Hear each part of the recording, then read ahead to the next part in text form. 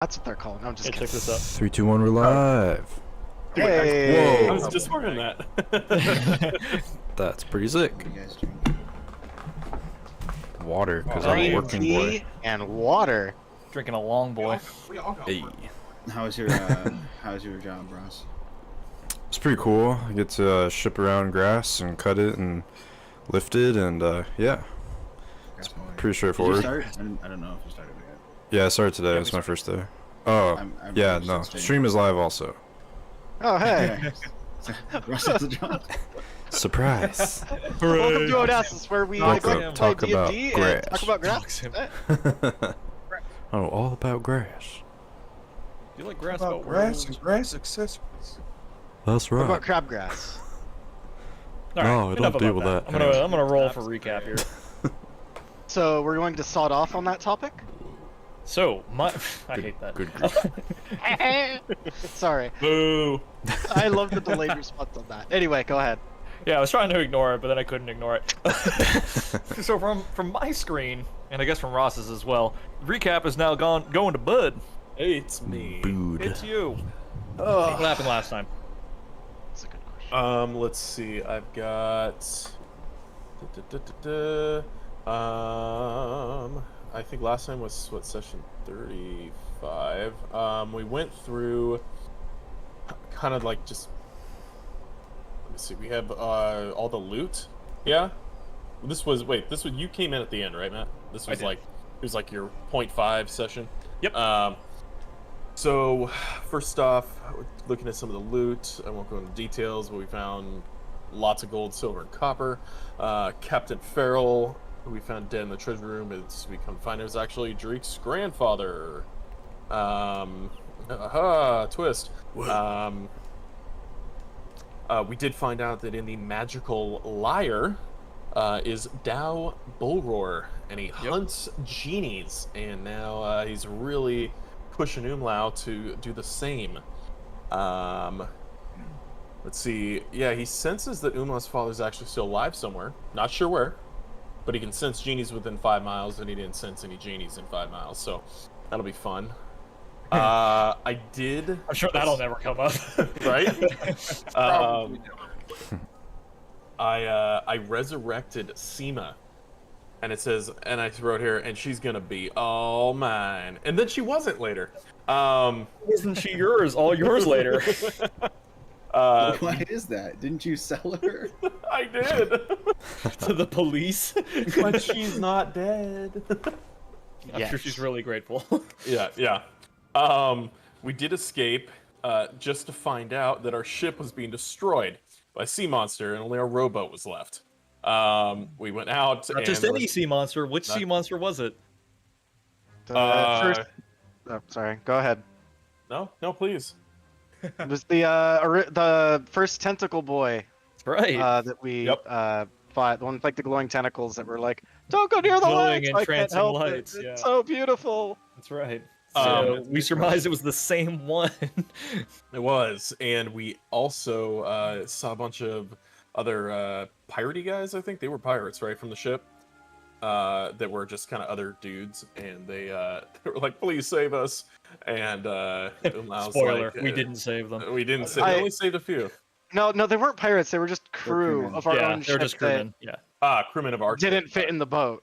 Yeah, the pirates did escaped was. essentially, That's with the what it was. exception of one very important pirate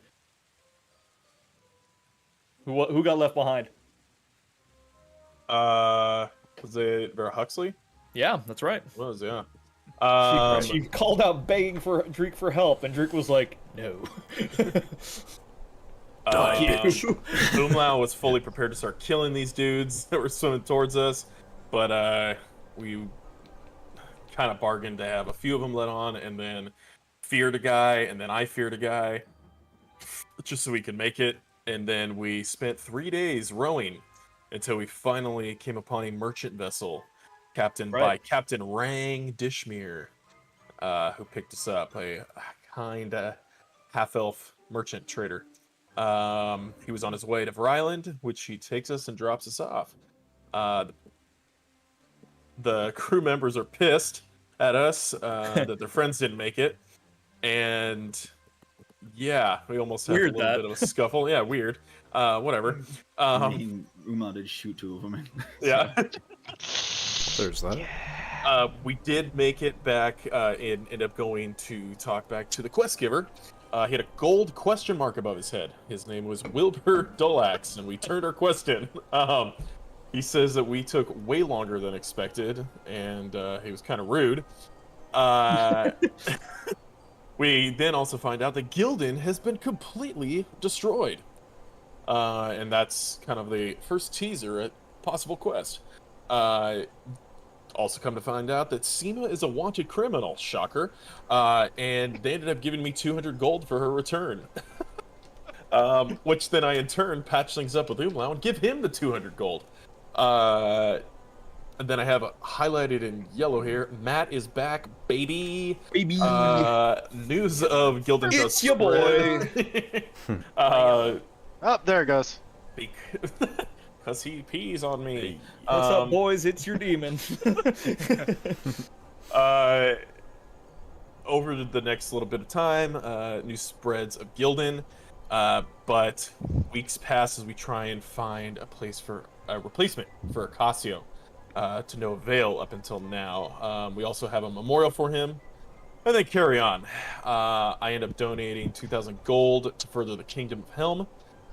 Umlau, I do realize it's a curse liar, but I don't do anything about it.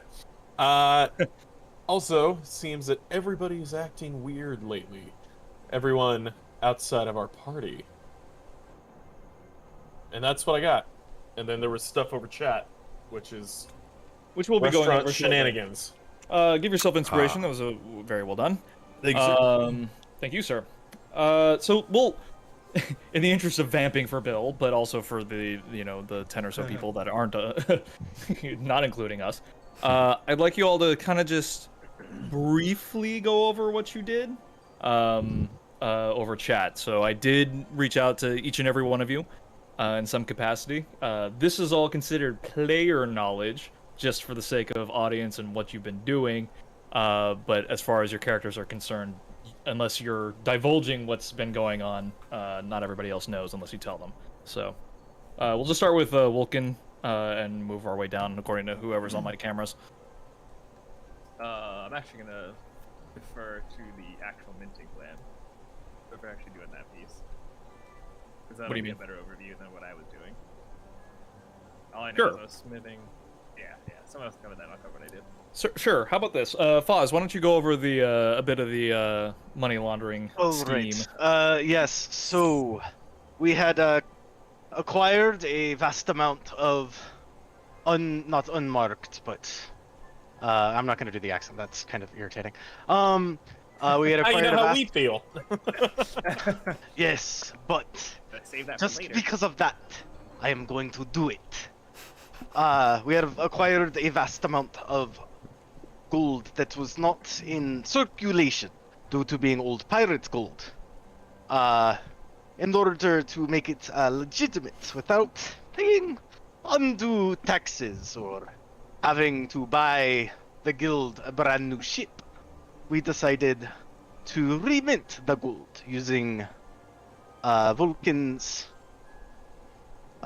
blacksmithing abilities, Zoom's the restaurant, and my superior intellect.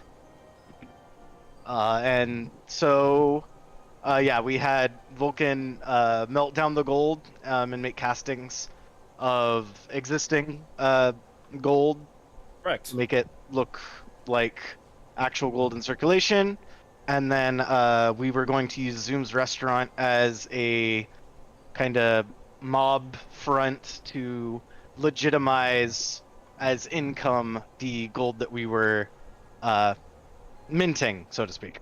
Correct. Through various services rendered for vendors and services rendered through the party. Let's say Umlau for entertainment and whatnot. You legitimize at least, what was it, 10,000 gold of your freshly minted that stuff sounds right. before business dried up. And where was that? People got sick, I think. People got sick. That's right. A bad spate of clams that was going through the restaurant got a lot of people sick, and reputation went far and wide to kind of give the restaurant a wide berth for a time, slowing down business, making it a little harder to cook the books in your favor. Cookbook. Anyway. Hey. Restaurant joke. Not an accident. So yes, the money laundering scheme is in full flow, however, hitting a slight bump in the road. You guys decided to remarket and rebrand and, say you were casting Purify Food and Water, but I don't think anyone actually did, so nothing going on there. It only has to be shown to the health inspector when they're there. That's it. Right, So for the moment, the minting operation has stopped, but I'm sure can be resumed shortly if you guys wish. Who wants to go next? I'll just open it up. What else did we talk about? Well, Don't be shy now. been talking, so I'm gonna keep talking because apparently I like the sound of my voice. Sure. Except you didn't yes. when you first started. Yeah. Well, let's see. Fazardine, in addition to helping out with the money schemes, he'd had spent some time studying magic and scrolls, and also the movement of the islands, and seeing kind of how they move, because there were islands after we discovered the moving island that the Doomwaker that we had just encountered.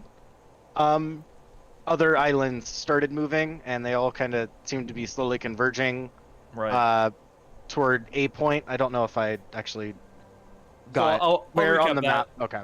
I'll recap that bit just because Zoom isn't here. But people in the restaurant, some of them have been treating his restaurant like a local watering hole, not quite a tavern per se, but with full bellies and whilst among friends, and the drink is flowing, they tend to talk quite a bit. So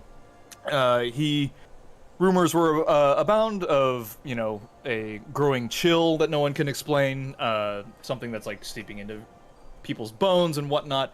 A lot of people, the denizens of Ryland, are discovering that they can't sleep, or if they do sleep, they have recurring nightmares of similar themes like deep caverns and still waters, creeping shapeless terrors, that sort of thing. But for you, the more interesting rumor that you tacked onto was the fact that sailors have been sailing toward islands and just being off. Like they would head in they would take a heading and not land where they would expect. And this has been kind of like a reoccurring observation amongst all of the sailors, almost as though the islands are moving. Through your research, you discovered that the islands are moving toward a central point, so like I'd say somewhere out here in the middle of the ocean between right here. So kind of in the center ocean between all the continents. It's like the islands are all starting to drift back toward each other. Weird. So does this include Vela? Yes, it does. So if it weren't for like sight, people the sailors have just been like, okay, I expect, like, they see land, they're like, where's the city? And then they look outward and they're like, oh, it's over there. How's our heading so far off? And every location is similar to that. Some people being like, some sailors running aground, some finding reefs and shoals that like they weren't expecting because their maps are all off. Things of that nature. So, would we know if Ryland has shifted? Roll a survival check. Oh. In the middle of the recap. I'm entertaining the idea of it's not the islands that are moving; it's the entire continent around all the islands that are. No, it's all your perspective. With a 13, Salgan is not moving from your perspective, but Wilter does look a little closer, you guess, after him, but you're not entirely sure. So, interesting. Okay. So anyway, that's what Bud discovered. What Zoom discovered. New big furry people. Mixing them up. Okay, great. Let's do Vulcan, since we described half of your stuff, minting and smithing and forging new copies of coins. What else did you do? Yes. What precipitated that was Vulcan purchased a shop where he now lives. Right. Oh. Do all of the forging.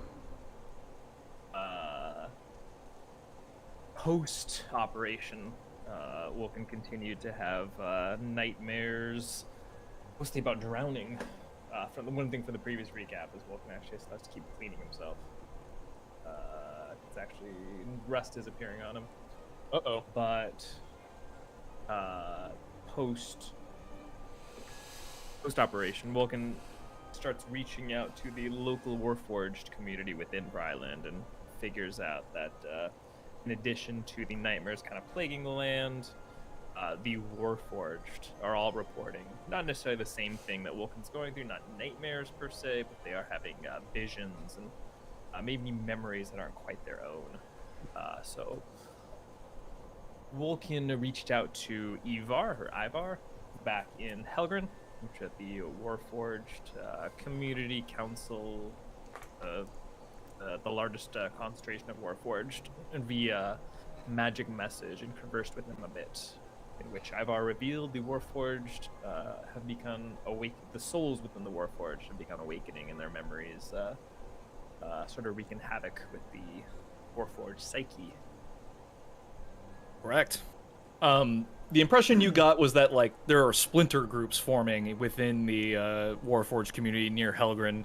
A lot of people unsettled and no longer satisfied with the current way their lives are going. So, yeah, some unrest, to say the least. But you're right, a lot of them kind of recollecting old memories from past lives and such. Very good. Let's move on to Dreek. What did you do? Dreek went on a solo adventure to Whiltier to look for his mother, and he made it there, and met up with, well, it took a while, but he met up with someone who said he was familiar with someone who looked like Dreek, who could definitely be Dreek's mother, and he explained how she was a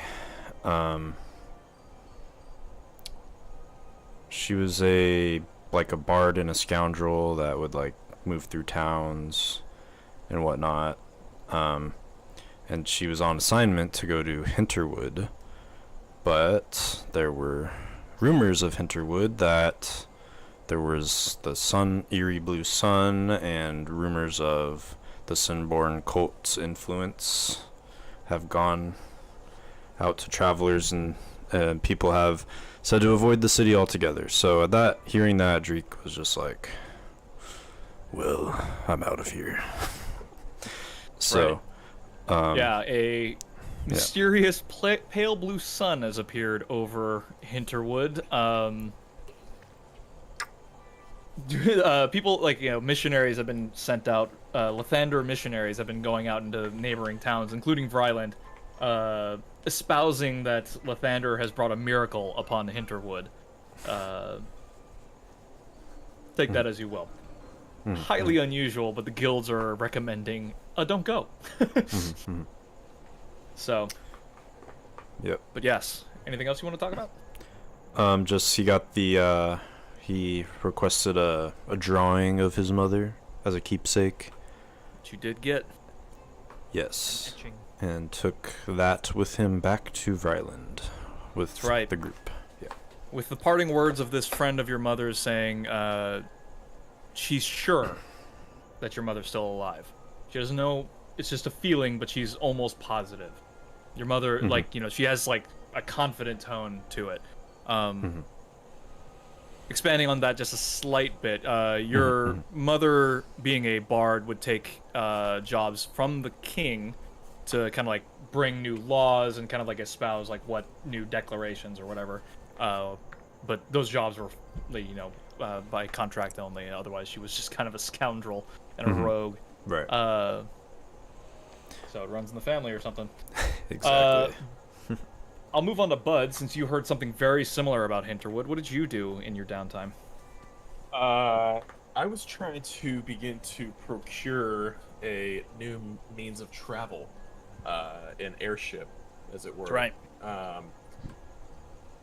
Having spoken, I'd say, off and on to Vulcan, as with the rest of the guys, very sick of the ocean and the water, all of it, and thought that, saw that there was a shipyard, and there was a decommissioned, like the hull of one of them, and it was quite pricey, but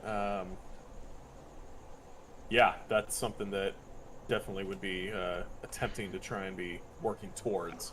That's right. It's something that we can do. Yep. You were given a gold cost, and it was just the hull. Parts not included. It's lacking in engine and power crystals, and what else did I say? I don't even recall. At this point. Find it. Did you message it to me directly? No, not individually. I did it in the big group. Okay. Yeah, 80,000 for the hull, 20,000 for parts and repair. It's a small ship that would, is kind of just like a mail courier that was scavenged up after the Sinborn of the Sky in Helgrin was defeated, but it ran it aground, so it needs something called Handris crystals to serve as power sources, or some other powerful artifact that you can that can channel some ambient magic, as well as a conversion conduit, whatever that is. So we just need to plug Umlau's dad into it. Got it. All right. Right. Yes. So you could spend another 100,000 gold, and Not dead. the shipyard would provide you these parts. But otherwise, if you can source them yourself, that would bring the cost down. So. Well, it's definitely something I would be talking with the guys regularly about, possibly doing. And For sure. if everybody else is not interested, I would spend my time drinking, as well as sometimes praying, but mostly working close with Koss on religious matters and things of that nature. Bishop Koss is hard to track down. He's not particularly stealthy, but you don't see him a whole lot through your downtime. And then when you find that slightly curious, because he's usually, he sticks to a pretty tight schedule on his own, but when you kind of bring that concern up to the others, none of them have seen him either. Interesting. Well, And haven't really asked about him, so they haven't really been looking. Sure. In that case, then the rest of my time would have been helping out with the laundry efforts. Sure. All right, and that just leaves us with Umlau. What can you tell me, Umlau? Oh, you're muted, sorry. Umlau has been just around. He's performed at the restaurant a little bit. In his downtime, he's been, out and about doing rogue things and making as many connections as he possibly can. That's right. He's been following Bud around a lot. We caught him that one day. And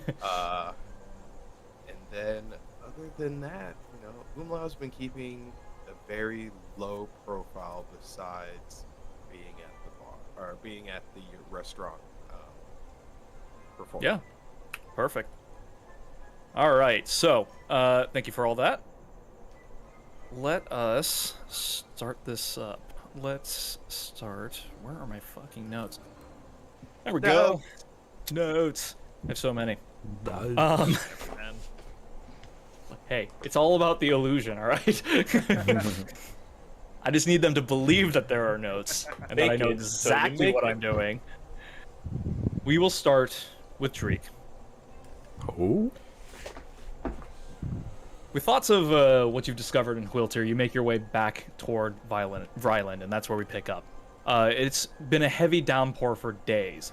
Though, like going to Quilter, coming back to Vryland is largely uneventful. But there is one time where you have to avoid in the middle of the night, your ship has to avoid a series of glowing lights out in the distance, which you've just gotten, like, you know what they are now. It's this tentacle mind charming beast that sunk your previous ship. So, warning the crew is able to give it a wide berth, and you arrive in Vryland safely. The denizens of Vryland splash and slip through their through the cobbled streets, their hoods and collars upturned and covered, trying to avoid the rain. But for you, it's a nice reprieve having your feet on the land, even being a sailor, from the stormy seas and just kind of like just shit weather you've been having. Land. But it's been months since you've seen the rest of your party, and what you've discovered about your mother weighs heavily on your mind. But what would you like to do? Would you like to seek out the party, or are you just going to kind of turn in for the night? You are weary from travel, but choice is yours. Well, I guess if I'm weary, I'll seek out the party, because I'll be like, the thing is out there. I'll, like, tell them about it. I guess. Who do you seek out first? Who is the first party member you would go out and try to find? Vulcan. Vulcan, sounds good. I just realized the biggest part of the recap we missed is that we left off with Zoom being attacked in his restaurant and being stabbed by a shadowy assassin. But he's not here, obviously. So we're gonna Just kidding. we're taking a step in the narrative backward to the day of. All right, you guys are all going about your daily business. Dreek, you've just landed, and you seek out Vulcan. You know, you start wandering into the into Vryland and discover, wait, you don't know. You could check for him at the guild. That's probably where he'd be, or at the restaurant. On your way, you see a figure in an alleyway, peering into a window. It's Umlau. And he's just tugging one out. And he's Like just Borat. jacking off in a corner. But you see him, and he's just kind of like peering into the corner of a window. Hey, man, what are you doing? You don't understand. Listen, guy. What are you doing here, mate? I'm not gonna ask what you're doing, but there's evil afoot. Mate, did you forget, like, all the adventures we've been on? There's always evil afoot, mate. Like, I'm pretty sure there's something gonna jump out of this house that I've been peering in. You look pretty evil yourself, mate. If I didn't know you right now, I'd probably run away. That'd be, pretty prejudiced. But you're a pretty good guy, so I don't. You're speaking nonsense. You don't understand. Mate, you're not making any sense. There's monsters everywhere. Goodbye. Okay, mate. Bye. You should get some help. Go talk to somebody, mate. And you make your way off. That's in my notes, that's exactly how I thought it was going to go down too. Excellent. That's pretty much exactly how I thought that interaction was going to go. So you head off. You head off toward the guild hall, just kind of like it's closer than the restaurant, and you start making inquiries as to where Vulcan might be. In which case, you discover that Vulcan has opened up his own smithy shop, which is too far away. So you head in that direction. Umlau. Perfect. Whose building are you peering into? At this moment, the building I'm most likely peering into is Bud's building, his house. I'm 2 for 2. That's also in my notes. Perfect. Yeah. So you're peering in at Bud. Bud, what are you doing right now? Are you jacking off as well? I absolutely no. They're making eye contact. Through the glass. I imagine him with a saucer of warm milk. It's not milk.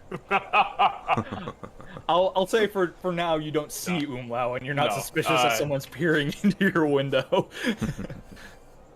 No, I'll actually say this, Umlau. You see, one of the few times Bud without his chest piece on, his shirt on, and he's kind of like not touching it, but he's got like a brand, Nipple. like he's got a third nipple right in the center. It's he's huge. got a burned, like a branding of like a strange mark on his chest. It's only about that big. Okay. He doesn't touch it, but it like when his hand kind of gets near, it seems like it's sore. It kind of like almost glows red for a second, and then doesn't, and then Bud puts his armored vest kind of back on its shirt and looks up, and we make eye contact. And I peek up with a big smile, and then I wink, and then I go back down. I take off. Excellent, excellent. So at this point, I'll say that it's late, or it's early in the evening, we'll say. Vulcan, you're in your smithy, working away. What would you say you're working on right now? I would probably pick like some random job from some commission job from town, hammers Sure. or something, you know. So, I mean, today a little special because it's not the normal, like, tongs or wagon, fittings or anything like that. The normal daily bullshit that you need to forge for people, which makes up the bulk of your, makes up the bulk of your just, like, daily work. Today you're working on a scale shield that a local hunter had brought in and is commissioned for you to, forge for him. So things are getting a little late, but your forge, by the light of your forge, you're able to continue work pretty much unimpeded. Roll me a perception check.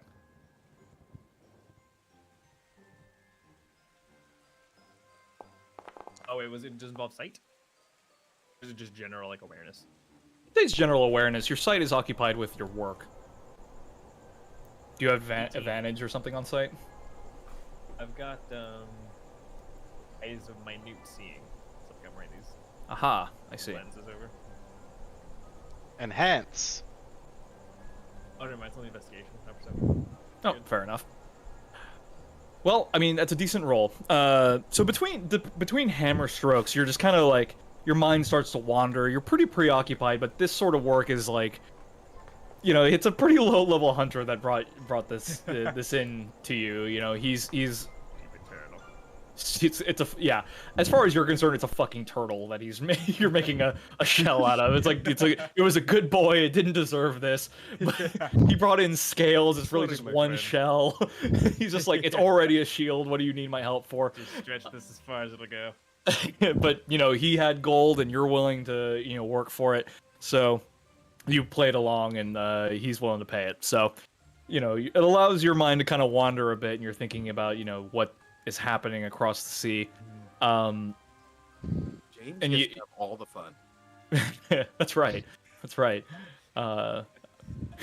Mate, Matt makes up all the good storylines just for Vulcan. It's bullshit. It's such ass. I really should have just made the poll for what quest to go on with just Vulcan's quest line. That was it. Smile. Wish I were a peeping Tom. So, but Episode 8, trying to get Vulcan to take a bath. it's bullshit. Umlau gets to have all the peeping Tom fun, and I'm still stuck here pounding on turtle shell. But between hammer strokes, you can hear like you stop, and you look back over your shoulder, out into the darkness of the rest of your shop. And you're not a particularly easy to spook or suspicious person, but you look back and you don't see anything behind you, but you just you get those feelings sometimes. You're just kind of like, it's quiet, you're alone in the shop, you're like, you look, there's nothing there. So you continue on with your work. Ghosts. Bud, where do you head in the evening? Definitely the tavern. You're on your way. The rain hasn't let up, and you, similarly to what Zoom has discovered, like it is fairly temperate here in Vryland, but this rain just chills you straight through your fur, straight through your clothes, right to your skin, and it's miserable being out here, and it's been like this for days. It's slightly unusual, but kind of just is in line with all the rumors you've been hearing so far. Yeah. You know, and just given the cultist activity and just what's been going on with your teammates, it's been a rough go of it. Yeah. So off to the tavern you go to brave the storm and weather. We hate guild headquarters. What was that? I said we hate guild headquarters. It just sucks. All of it sucks. This place is normally bright and sunny and full of activity, but the rain has forced everyone inside or into the guild hall, so you seeking the company of others and drink isn't out of character for you. Roll me a perception check.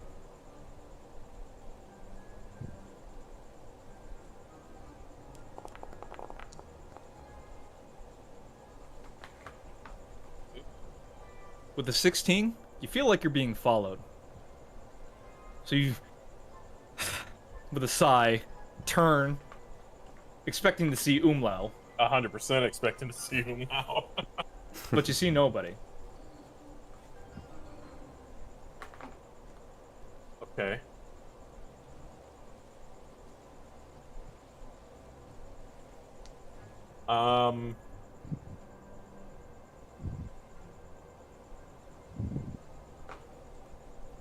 Okay, go on. I'm thinking about something. Your thoughts preoccupied, you continue on. Drake, Umlau, roll me perception checks. Aye.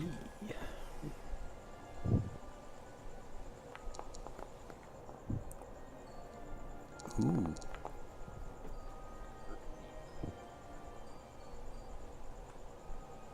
13. 19. Umlau, are you continuing to follow, bud?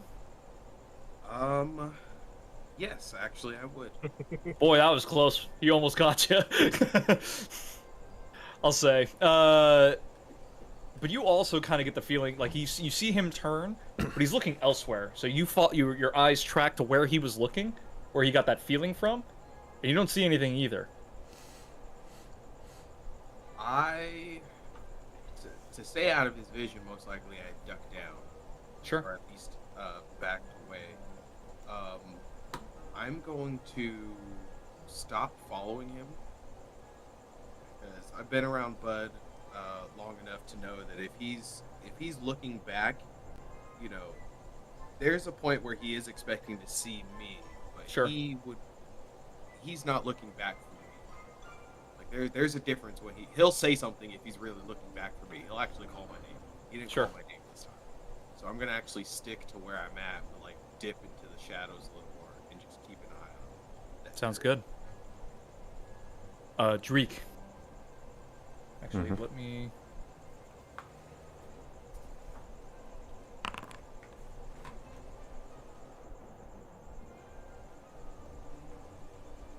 You guys see that roll? No, No. Perfect. Cool. I heard something. I but heard it. didn't. Yeah. Fair enough. You make your way back toward the forge where Wolkin resides. He's been spending most of his time there ever since you guys have returned, ever since he acquired it, really, and has been busy setting up a market for himself. He's kind of right in the heart of Ryland, right near the guild hall. It's a prime location. You're not entirely sure why a forge would have been abandoned to begin with, but Wolkin has taken up residency there and is seemingly doing well for himself. You, just like everybody else, feel it before you see it. You're just kind of like, your instinct is to kind of like Umlau, is to kind of just start you start drifting naturally toward the alleyways and toward the shadows. It's already starting to the shadow, the sun is down, the rain is making it hard to see already, but your instinct is just start to look for cover. You're not seeing anything, but it's just something a feeling you get. Right. Right. But speaking of feelings, Foz. Yes. Hang on while I scroll through my notes. He does say that. Foz, you're dreaming. Because I'm DMing, and of course you're dreaming. Yep. Sleep. Narrative. Sleep for you has been elusive over the past month or two. What little you have been able to gather, either artificially or naturally falling asleep, has been restless and disturbed. Tonight is no different. Tonight you've induced yourself into a sleep to try and gain a reprieve from the Doomwaker and its visions that it's been sending you. This method has been working well, reasonably so. It's enough for your body to rest, but your mind is continually active, and at first, the vision stopped. But then they started to come in as hazy, hazy visions as though viewed from a far distance. Then they started to have muted emotions and some more details, and then eventually it's grown and grown in detail to the point where it's almost as though it's not helping at all. So now the artificial, the substances you're taking, the natural drugs you're taking are just to rest your body, not your mind. Tonight, you see a web of golden threads spanning out all around you, heading out in different directions. They're thick like ropes, kind of like the ones you would see at on a ship. Some are weaving, some dip and dive, and some are tangled up in big knots. But they all continue to run. They always manage to resolve themselves and continue forward. They just continue and span into an infinitesimal distance off into the horizon.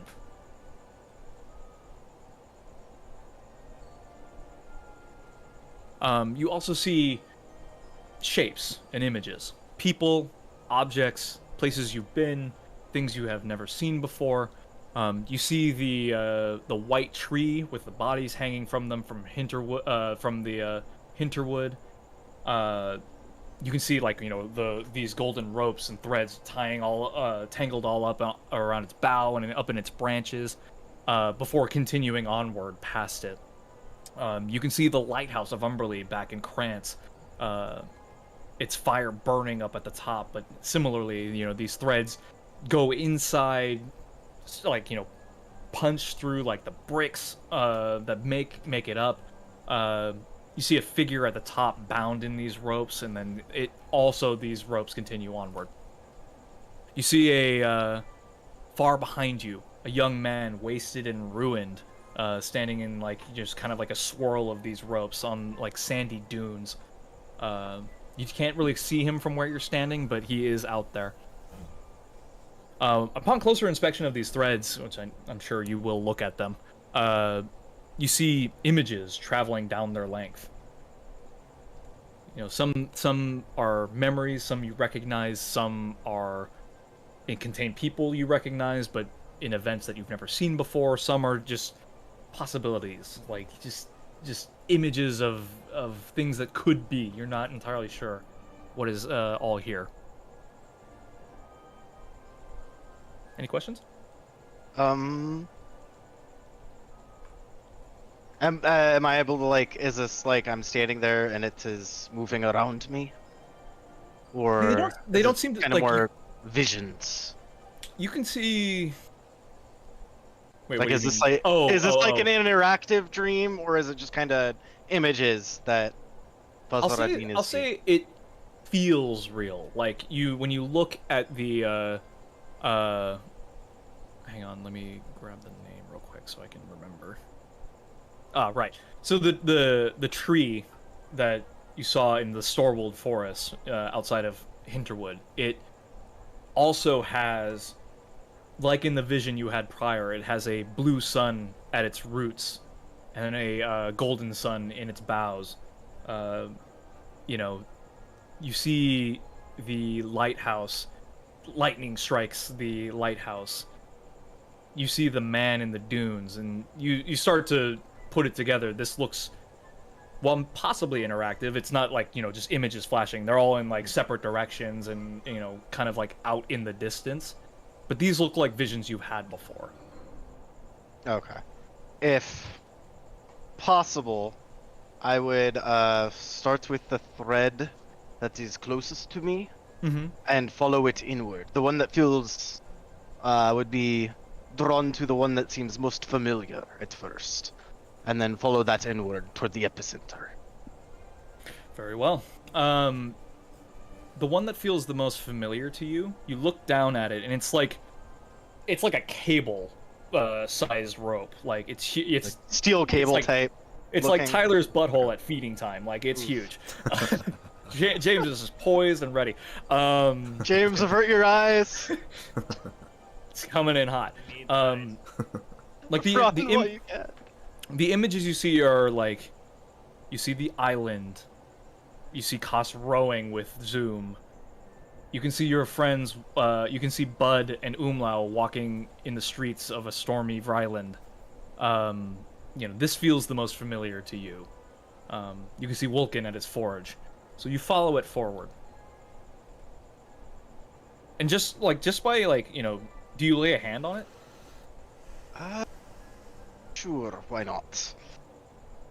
So, the vibrations coming from, as you, run your hand down, as you walk, you, I'm thinking of, the scene from Gladiator when he's, hand in the barley, that kind of thing. But you just kind of, just very lightly graze this thing, and it just sends vibrations up your arm and into your, brain, and you start seeing, memories of what's been happening lately. And the vibrations run all the way up the cord, and they just kind of draw your eye forward past the tree, the lighthouse, and upward. You know how the halo rings, in the levels, they would always have that coalescing point? Yeah, the upward. Yeah, so kind of out in the vanishing point in the distance, you can see all the thread. There are threads gathering and being pulled upward. Your eye just naturally follows that vibration all the way up. And you can see a, just kind of with a sinking feeling. You look above you and you see this ominous but familiar shape of the Doomwaker just kind of, sprawled out over this web of these golden threads. You can hear, now that your vision has seen him, you can hear the faint drips of, that oozy substance that he turned into, at the end of your escape from him. But you can hear droop, droop, droop out in the distance, and it echoes, so almost as though you were in a cavern, but you can see no walls and no ceiling or anything.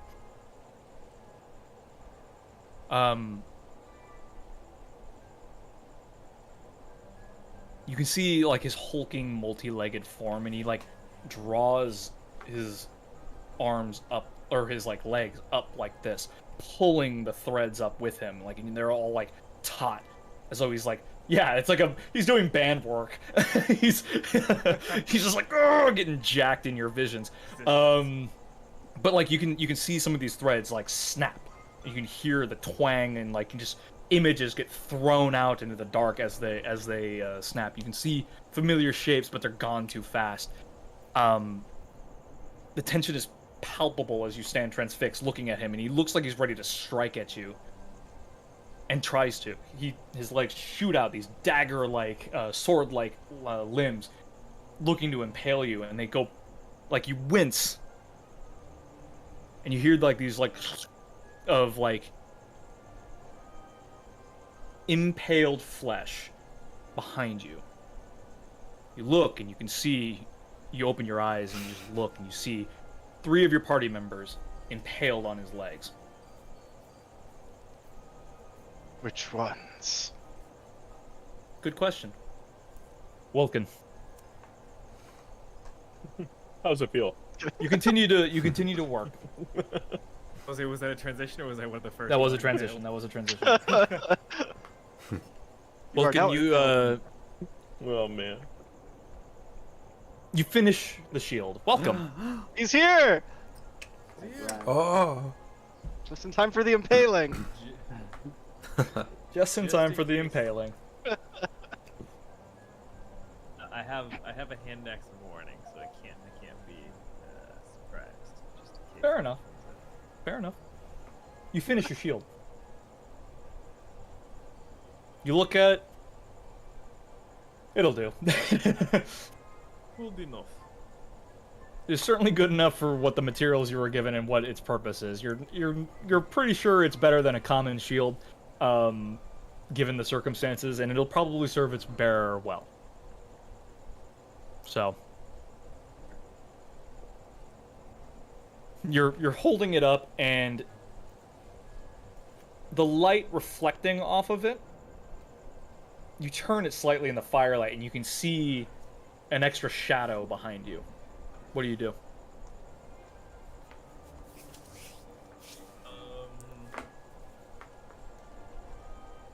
Is the where's the shadow in relation to like my forge fire? We'll say that the forge is behind you, so like you're casting a shadow onto this thing, and like you're kind of holding it up to the light, and a shadow, like as you do so, a shadow moves in behind you. Close behind or like? Yes, you're not far from the forge. I'll assume a defensive position. Hurdle, shield, hammer. Sounds good. Roll an initiative check for me.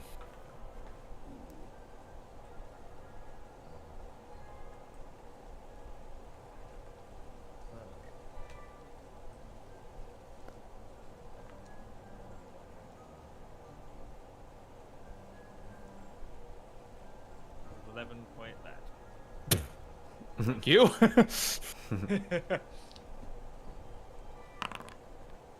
Well, 0, 0, 0, 0, 0, 0, 0. 0. You grab hold of the hammer, like you kind of like lower the shield slightly, grab the hammer and spin, but before you can, a blade is just like chunked up into your side. The figure being too quick for you. Let me recall. So what do I see? Show us what you see. Hang on one sec. Looking like a man. Damn it, Tyler. You take 38 damage. You cannot be surprised, but he did sneak up on you. So you won't be like we'll continue combat forward as normal, but he does get the first hit on you. As you spin and look down at this blade in you, and like you don't like bleed per se, but like sprays of like mechanical fluid and like lubrication come flying out, things that just like continue your movement going forward. Just like spray all over a dark gloved hand covered in plate, like scaly plate mail, leading all the way up to a vest that's got a sun emboldened on it. And you stare into the fiery blue eyes of some person beneath a hood. Their face like gaunt and just ruined. Like it looks like someone who's been starved and burned. He's just a husk of a person. His skin is flaking away, and he just like opens his mouth, and you can see a blue flame within his gullet as well. We move on. What? With a watch. Umla. You duck down, feeling Bud's eyes elsewhere. Your instincts are tripped. You're suddenly kind of aware that something tipped him off, but he wasn't looking at you, per se, as you follow him. You look around and see nothing.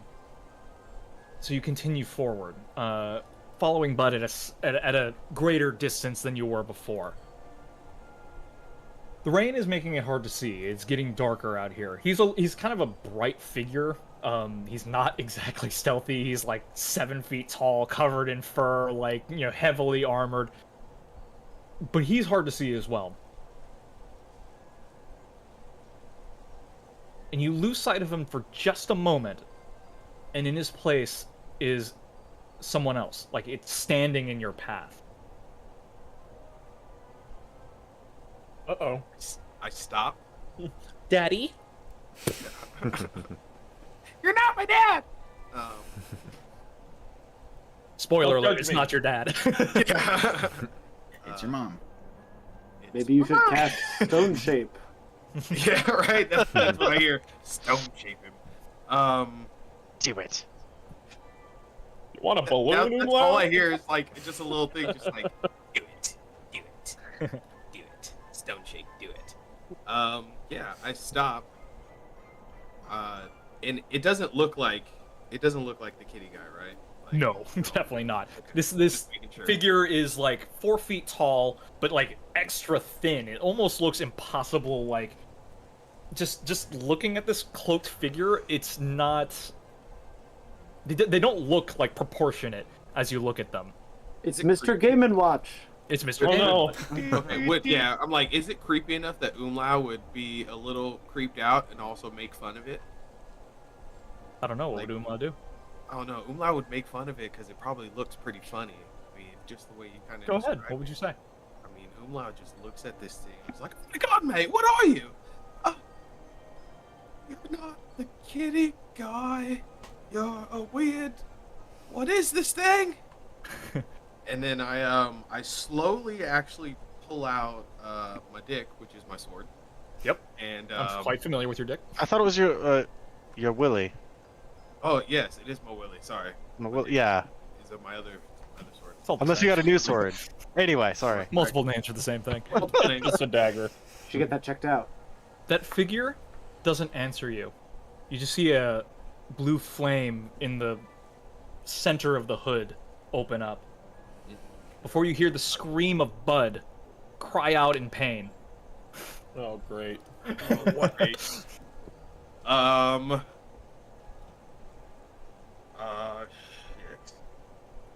Well, I have a tattoo that I have fly, so I use my tattoo to cast fly on myself, and I take off towards the screen, up and Sounds over good. this little thing with my longsword in my hand, and I'm just like, "Bye, creepy guy." Excellent. Bud, you take 36 damage as you're just suddenly, like, you feel something stab into the back of your leg, dropping you to one knee. You cry out with a roar, Mufasa style, as this, like, figure is just kind of, like, wrapped around you. Like, it's got an arm over your shoulder and its blade down in your leg. And it burns with hot fire. You turn and look, and you see a female face, skeletal, looks like a banshee. Her mouth just pulled, impossibly long, flame gutting, like, deep within her throat. How close am I? I'll say you can see Bud, but you're not there yet. I'm not there yet. We'll get to you in a minute. Oh my God. Zoom. You have already been stabbed. And you look at this figure, it's as tall as you. It's got a bald pate, hood down. It's like got no fear of looking directly into your face as it stabs you in the gut. It looks like a Goliath, but its skin is cracked, almost like volcanic looking magma, like dried over skin. You can see just like these blue veins running all throughout its underneath that crust of that it calls its skin. You see just like blue fire gutting outward in different spates, like down at its like leg and down at its chest. It looks like it once was a Goliath, but definitely not any Goliath you've ever seen. Foz, you look back and see 3 impaled teammates, Vulcan, Bud, and Zoom. You awaken with the start. You clutch at your nightshirt and pull your hand away, it's slick with blood. You blink, and it's gone. Like your shirt is covered in just like a cold sweat, and you're just like breathing heavily, like you've just been running. All right. It's very clear to you that your friends are in danger. Who do you go to help? Let's see. What do I have? You have no knowledge of anybody or where they are or anything, but you just kind of have a feeling. You get a pull for where they kind of are, and you just need to choose and go. Yep. I would head. I feel like I would. Yeah, Foz would head towards Zoom. Okay. But I imagine Foz would probably be like at the guild hall, just in his quarters. Yeah. So on the way out, would be like, Bud and Vulcan are in danger. We find them. Hurry. Who do you say that to? If anybody else of our party is in the guild hall, and I see them, I would do that. If not, just the guy in charge and have him go. Sounds good. I wouldn't spend too much time trying to get help necessarily. I'd just inform them, say, hey, they're in danger. Send help. Okay, sounds good. I'm going to find Zoom. And to your dismay, there are none of your party here currently. But you do sound the alarm, raise the alarm rather, and head off toward the restaurant.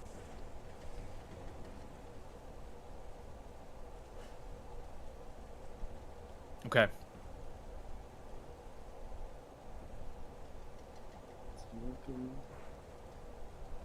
Is Drake here too? Where's Drake in all this? Dreek is outside of the Vulcan smithy, having picked him to go visit first. Yeah. We will start, because I feel bad that it's kind of been too long. Zoom. I'll give you first initiative to react. You've been Well, stabbed for a fair amount of your health, I believe. yeah, a good chunk. I'm gonna rage. What? Who could have seen Who that knew? coming? Yeah. Impossible. I'm going to I'm gonna rage and then diplomacy. No, I'm going to rage, claws, grow out my spine, just kind of elongates, and becomes bestial. And let's check what other mutations I have on right now. We'll say you see a long spike come out from this one, and I'm going to try to use my mutation of the Queen on this guy. So, as my action, I make an unarmed attack roll, which is +8 now. Did it roll? Hey. Wolf. Boy. Yes. Well, it's a crit, so I have It to is. Roll on the table, please. Wait, where is it again? There it is. Critical hit. Roll. $72. Shit. Ooh. Zeus. You spin with your claws and, just by instinct, cleave, like with all of the rage and pain you can muster, you just smash into this person, claw forward. What part of the body do you remove? Oh, what arm is holding the thing that's stabbing me? We'll say its right arm is Okay. got its blade jutting into you. We'll say right arm comes off right here. Like I stab into it right here and just rip, like the stinger is coming out of my, like, the palm of my hand, and my Sure. claws just rip into it as well. Awesome. Beautiful. And it's gonna be, this is only a D4 of damage, but it's plus, It's max damage for the crit. Yeah, so before plus 6 because I'm raging, so 10 damage, and it needs to make a saving throw of a con save. What do I have to beat? DC 14. It does beat it. Okay, that's fine. And then I don't know. Okay, I think that's it. Okay. Yeah, because this takes my whole action to use the mutation here. Sure. So yeah, I just spin around and try and grab him. You see a spray of blood up, like as like it follows the trail of your claw and spatters the ceiling. Yeah. The creature reels, but doesn't like shriek in pain or anything. It like looks down, kind of like in a momentary disbelief of like it's now like missing its arm at the elbow. The dagger's still in your side. The arm, like his arm, still clutching the dagger, like hanging off of you. And then part of my claw thing is it says I can make an additional attack as part of the same action. I don't know if I can do that while I'm doing my stinger. If the action was taken to... Because my action was used... It says each of your hands transforms into a claw which you can use as a weapon. If it's empty, it deals 1d6 slashing, blah, blah, blah, blah, blah. Once on each of your turns, when you attack with the claw using the attack action, you can make one additional claw attack. So this is not claw. Yeah, I'll say this is separate, but on a normal attack, it would count for sure. Okay. Cool. So that's my turn then, as I just take his arm off. Awesome. Deal 10 damage, and he's missing an arm. And I tried to enthrall him, but it didn't work. You can see, like, his stump is still reaching out toward the dagger where it was. Like, he's still kind of looking. His other hand was, like, going toward a club at his hip, but he redirects. He lunges for you and grabs the dagger. Like, he bats his hand out of the way and, like, just, like, falls to the floor, and he grabs the dagger that's already in you and tries to take you to the floor with it still inside you. All right. Classic move. Go ahead and roll an athletics or acrobatics check. We'll do athletics with advantage. Okay. That's pretty poor considering who you are. I'm not proficient in athletics. I'm not an athletic man. That Wait, tell me I suck. You're just very that shocks me somehow. Hey, I'm just a giant 8-foot tall dude. I'm not actually a jock. He takes you to the floor, pulls the dagger out, and then he jumps over you, like straddles you, and like raises the dagger to like drop it into your chest. What's your AC? AC right now is 16. Okay. He drops the dagger into your chest, and it's a dagger, right? Like you feel it pierce through your resistances, and then you feel an explosion in your chest as like some energy gets pushed straight through the dagger into your chest. Owie. So you take 4 magical piercing damage. Okay, so that's I don't know if your rage is. It doesn't specify. It's for all. Yeah. So it's just Fair 2. enough. And then how much other types of? Is that true? Because I thought the Totem of the Bear was the one that. No, Totem of the... It just makes it so it's everything except for psychic is what Totem of the Bear does. Got it. But Thank you. Rage just has all type of. It doesn't specify magical or non-magical. It's just all types of slashing, piercing, fleshing. Love it. What's happening next is none of those, but at least the slashing is reduced. Let's do this. You take an additional 30 damage of radiant as he smites you into your chest. Good I don't like God. that. Ow. Ultimate heartburn.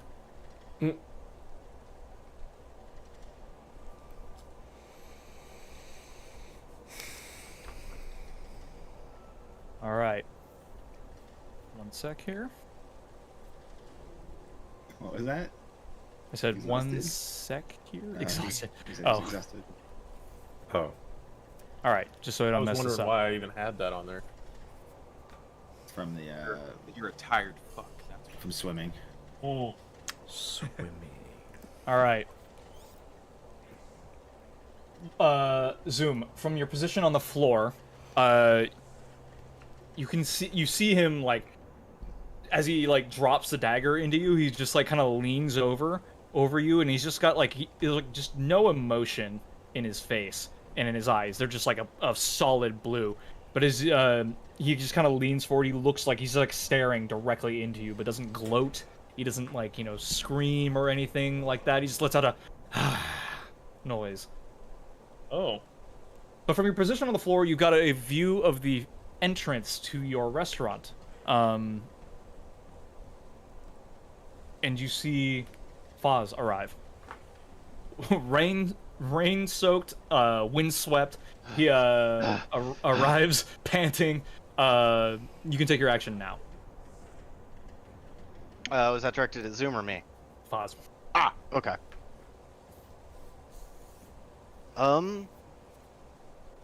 I will... seeing him on top of Zoom, I will... Let's do a... Where is it? Where is it? Come on. I will do a... I have it somewhere, sorry. Too many spells. Command! I'm casting command, I'm just trying to find the right spell level for it. Oh, where is it? Where is it? First level spell. Okay, come on. I will command him to...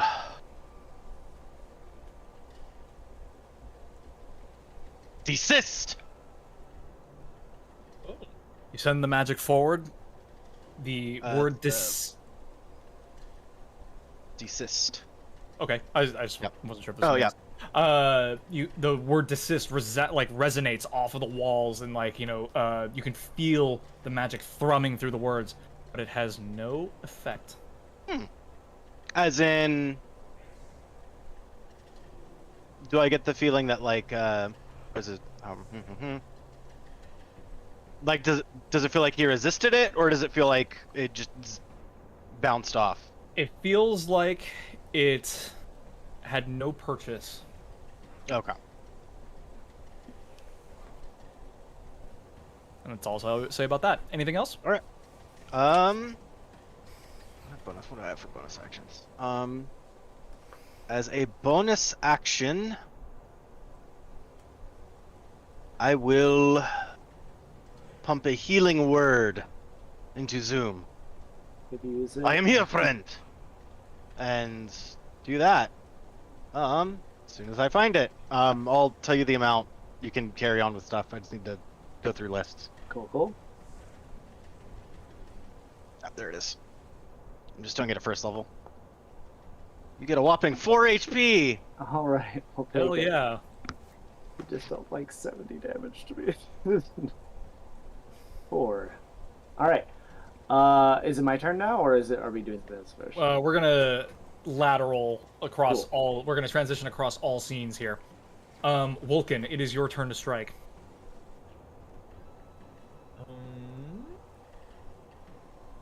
This figure has got its dagger just in your side. You've spun and you're facing this thing with hammer in hand. What do you do?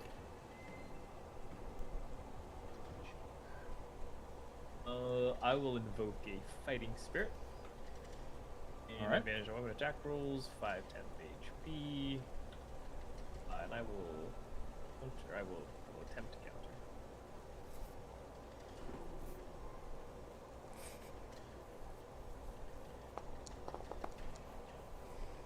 Tyler, check your messages on Facebook, please.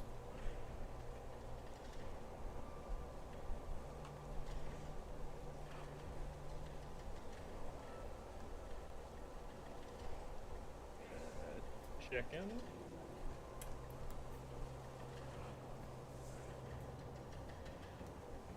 Is it sending? Oh, it's sent. Sorry, I'm distracted. Both of those hit for sure. It's a 19 and a 24, right? Yeah, both hit. Yeah, no, sorry, I was looking at Facebook, but I'm not seeing anything yet. That was for Tyler. That was for Tyler. Oh, it's for Tyler. Okay. Wait, what happened? Nothing. Don't worry about it. James thought I was sending him messages. Did. A 14 damage. 14 is a strike. You smash the side of its head, and you see like sparks and blue flame like scatter to the floor as like it smashes its head sideways. Do you have a second attack you're gonna do, or?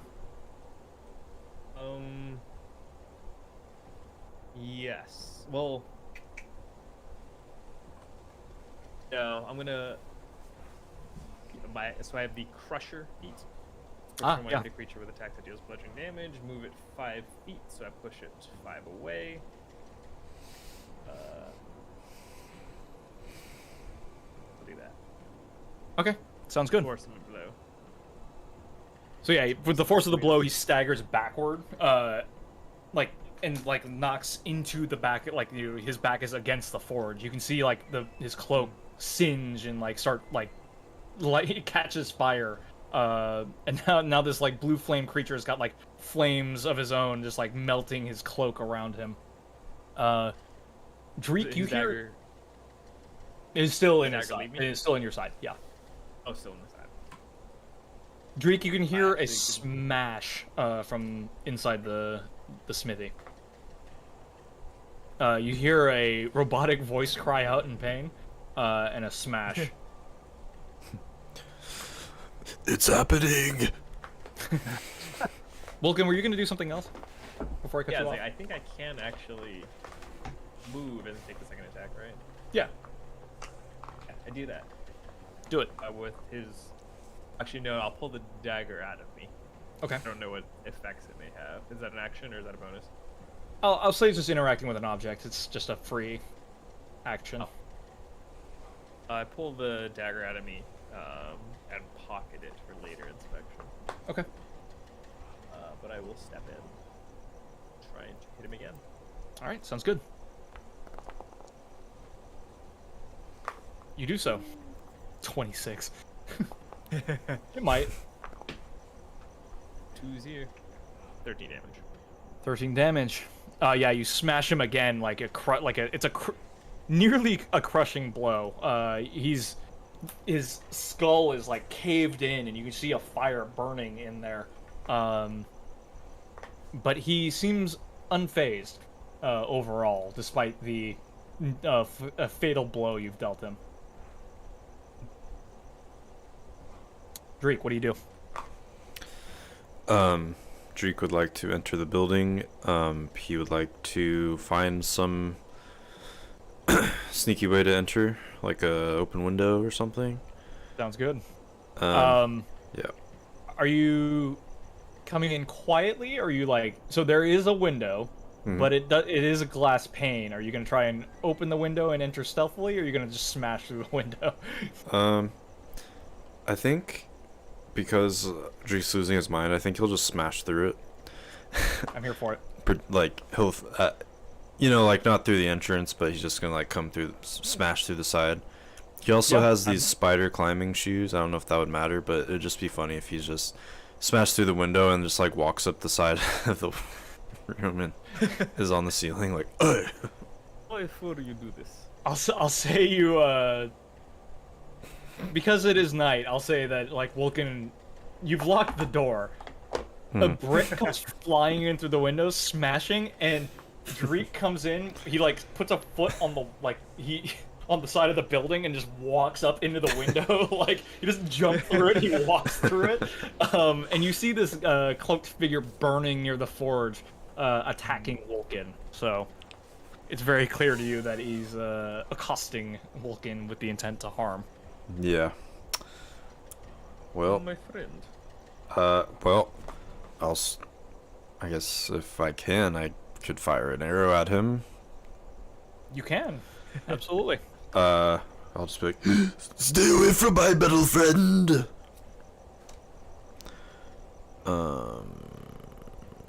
Bada bing, bada boom, bada bing. There it is. Wait, where's the button?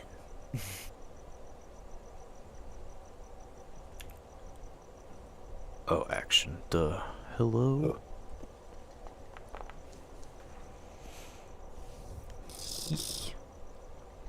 21. 21 definitely hits. Tremendous. Whoa, dog. Well, I didn't come in sneakily, but I don't know if that counts. Well, but you do have an ally adjacent to him. The second attack, he did not call for crushing, the crusher feat, so he was unmoved, and you deal a total of 26 damage. It's very good. Hey, yo. So like the figure, Vulcan, as you smash him a second time, reaches forward and just like clutches at like he just gets his fingers under a plate and he's like drawing you close for another blow, before an arrow just smashes him in the head and sends him sideways into the floor, where he remains unmoving. Good shot. Ha! I only miss sometimes. Correct. We move our focus to Bud and Umlau. Did I have you guys roll initiative? I don't recall. No. Nope. Then please do so.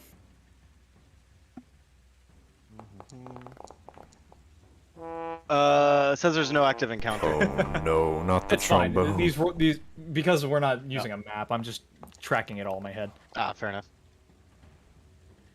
Oh, sorry, not just Umlau and Bud for now. Oh, sorry. That does help me, Fuzz, but for now, these are the applicable ones. Umlaut, you're flying through the air, and you see a streak of light behind you as you're flying toward Bud. What's your AC? 13. 13. This actually misses. You see a streak of light, like you barrel roll sideways as a streak of like white light comes shooting out from the figure you left behind, up and past you. But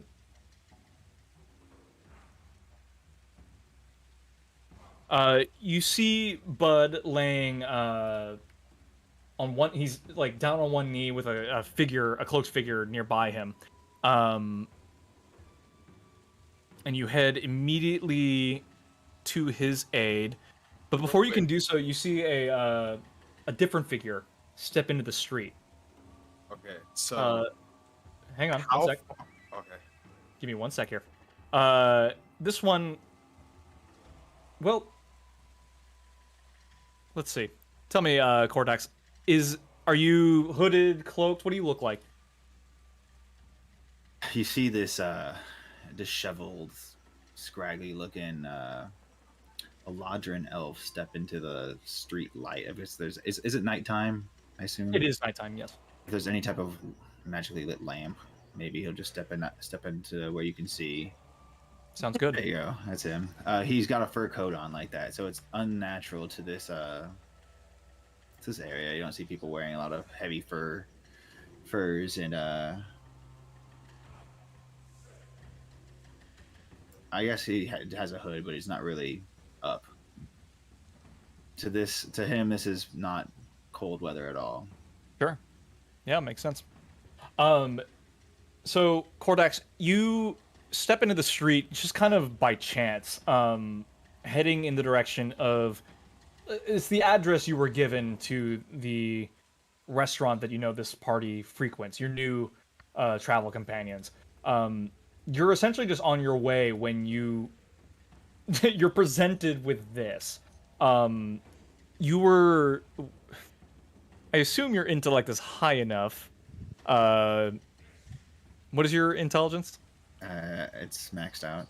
Yeah, you were given descriptions of each of your party members, your future hunting party, and these two. You see a blue figure flying in the air, and a Leonin on one knee, and they generally match the description that you were given of who you would be working with currently. Got it. And you were the first one to act. Got it. Is there two assassin guys here, or is one? There is. There is Okay, two. So that's what I thought. And currently, the cat is gotten stabbed in the leg, right? Right. And there's a figure like around him, like clutching him close. Yeah, I'll just like snort a little bit and scurry over there. Not really like rushing, but kind of like move Sure. somewhat quickly over there. And So, yeah, go ahead. what were you gonna say? Sorry, it's fine. Nope, nothing. I was gonna like grab whatever this assassin is. You say it's not really it's humanoid, but it's not really like, you know, I don't know how to describe it. It looks like it's monstrous in some way, right? Roll an Arcana check, we'll say.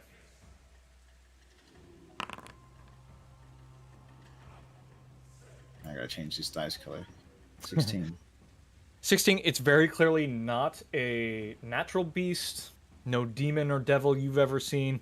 It shares similar traits with the undead, just in a different shape. Got it.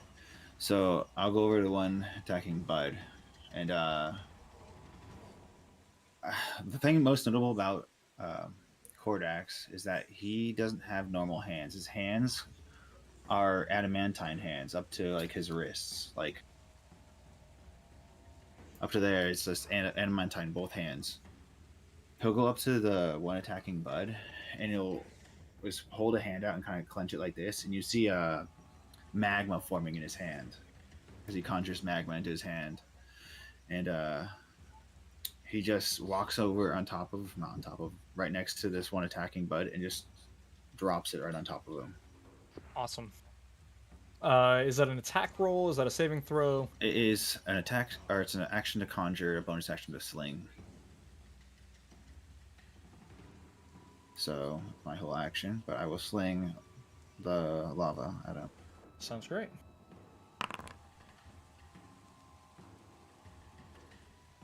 Do I get an advantage because there's no one there?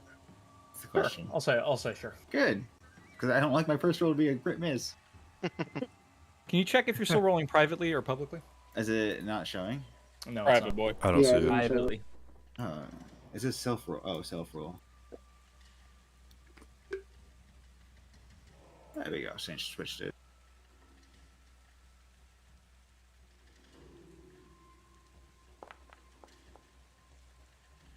Okay, I can see that one. Was the Okay, value? It's not great. It isn't great. No. So you see him like you launch the lava at this figure, and it like it dodges sideways and like kind of pulls Bud to the ground, like using him like cover. So they're both prone on the ground. The phone as- button's dead. No, nothing like that. If you crit miss, maybe, but I did crit miss, but you gave me the advantage. yeah. So like he rolls sideways and he kind of like disengages from Bud, disturbed by this new intrusion. So we'll say Umlau at this point, it is your turn. You see this figure attack the assassin that Bud is being accosted by. So it is your turn to go. Okay. Umlau is visibly confused. But he, in the bear roll, he kind of like stops, looks, sees this guy stumble out of, wherever, looks back to see, do I still see that little 4-foot, Cretan thing? Yeah, it took a shot at you. It's still there. Okay, I watch this guy walk up to Bud, and I point a hand over, and I see what he does first, and I see that he attacks the assassin, Mhm. and I'm just like, well, that gives me a quick second to do this before I head right over there, and I use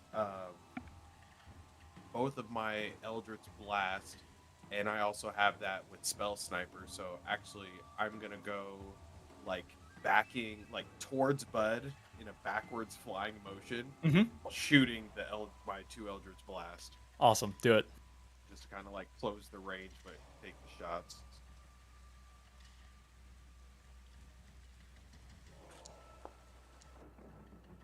First one's definitely a hit.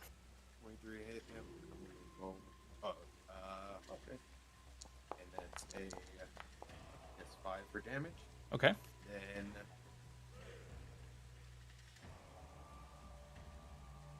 is a 15. Also hits. Sweet. 8 points of damage. Nice. Yeah, you just like turn around. I imagine like finger guns, like backward, doing like the Yeah, I guess like I it's had him that. out like this, and I had one pointed Yeah. down at the new guy, and I was like, "All right, cool," and I just start backing away. Doves fly and like yeah. But yeah, you see 2 shots pierce through his body like into the cobbled streets, kicking up like gravel and stone. It doesn't cry out, but you see just little like bursts of blue flame as it takes these hits. Anything else? How close do I get to Bud and the other assassin? We'll say you're like hovering above them. I'm like hovering above them. I look down with like my last interaction Mhm. that I can do, and I'm just like, "Who the hell are you, mate?" And I point both of my fingers at him, like, "You better answer wisely. I've got 2 shots loaded. Are you okay, kitty guy?" Oh God! Oh no! I was supposed to kill the kitty guy. What? That'll be my turn. The assassin gets to go next and lunges for you again, bud. Awesome. As the lava gout flies over your head, like he lets you go and skids sideways down the street. You roll and like get back up to a prone position before you can react. He's already lunging at you again for another hit. What is your AC? 16. He misses. Oh God. You dive sideways, and it is your turn. All right, I'm gonna use my Balm of Peace without provoking opportunity attack. Just pop up and move my full movement. I'm prone right now. No, you're not. It's only theatrics. Okay. You're totally standing right now. Okay. Is Umlau hurting? Nope. Not yet. I just took off in the sky and came right towards you. Okay, so how close is Umlau? I am hovering above you, my guy. Yeah, he's Like- flying. Yeah, I'm like 15. And then where is this new magma boy? He's like right next to you, Oh, okay.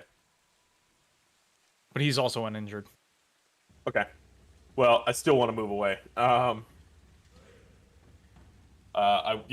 Essentially moving 30 feet away. I'll kind of run, almost like a cat, like running on the ground, like dive out, barrel roll, jump up, and put my hand over my chest, and it lights up as I heal myself for 8. Okay. Take your 8 hit points. Is there anything else you'd like to do? Just double checking.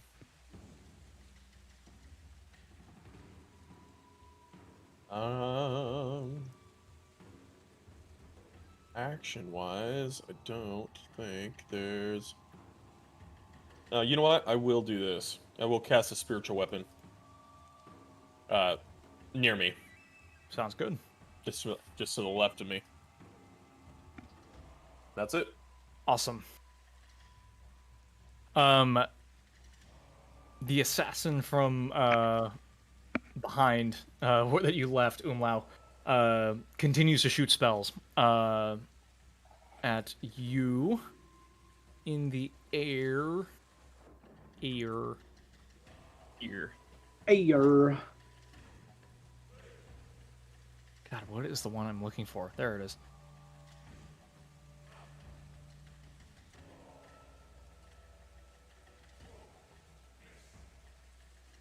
Sorry.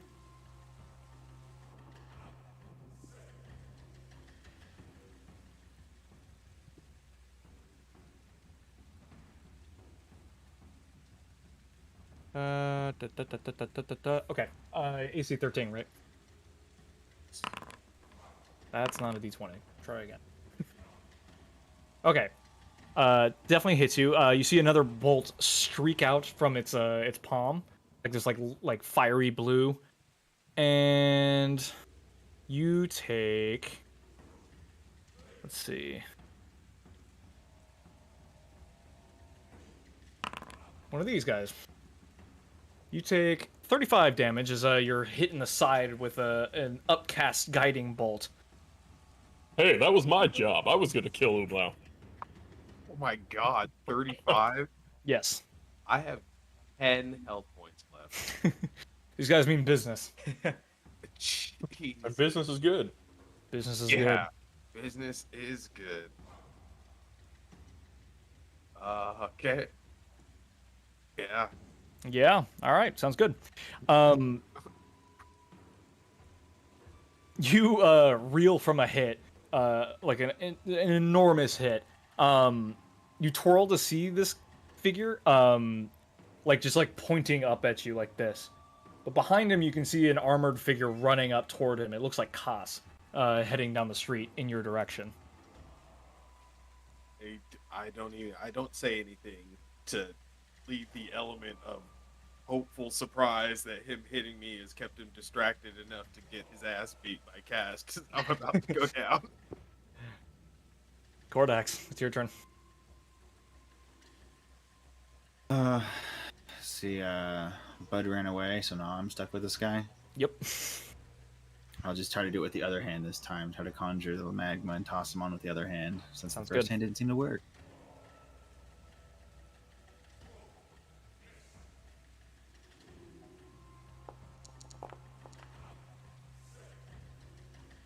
That's better. That Better. definitely hits. All right, here comes some magma damage. Magma. 24 magma damage. Wow, that's a huge hit. Oh my Nice. god. Yeah, you see it reel as like its skin already kind of like looking like it's got like that burnt texture to it, just sears and reignites with your lava as it like just coats its skin. You can see just like this big swath of its cloak and clothing just melt away, leaving its flesh exposed beneath. It's looking hurt. Well, that's my action and bonus action, so that's all I got. Sounds good. Sounds good. Umlau, it's your turn. Right? So, yeah, I wasn't prepared for that. That completely changes everything. But,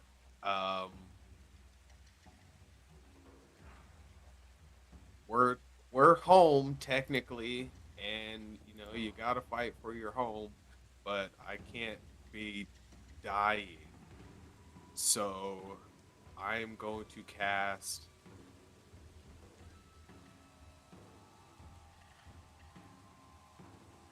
I'm gonna cast Cure Wounds on myself. Sure. I'm gonna cast it at the second level. Okay, sounds good. Um, Roll for healing. I'm gonna use my movement also to touch down, Okay. and I will kind of be like in between the new guy, Bud, and the assassin, just so and far enough away to where I'm not in the assassin's range. Sure. Assassin that's close to this range, but trying to stay out of the other assassin range also. Best Sounds I good. can. So go ahead and cast one. That'll be my turn. Sounds good. Cordax, the now magma melted assassin, takes a lunge at you, since you were the one who just struck it very hard. What's your AC? Oh man, It's 18. that landed on a 20 and then dipped off to an 8. So like well, I mean, it lunges at you with a dagger. How do you deflect it? Cordax is extremely nimble, so he'll just dodge. Nimble Jack. be Sounds quick. good. Awesome. Sounds good. Cool, Bud. It is your turn. Now that I'm in position, let's see.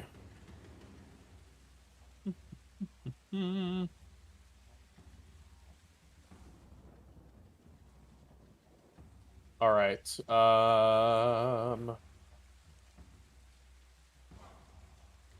Yeah, I'm gonna move. My bonus action is gonna be to move the sword that I conjured, magical weapon, and move it over to the enemy, the guy that's Sure. there. Yep. And go ahead and hit him with it. You will try. I will try.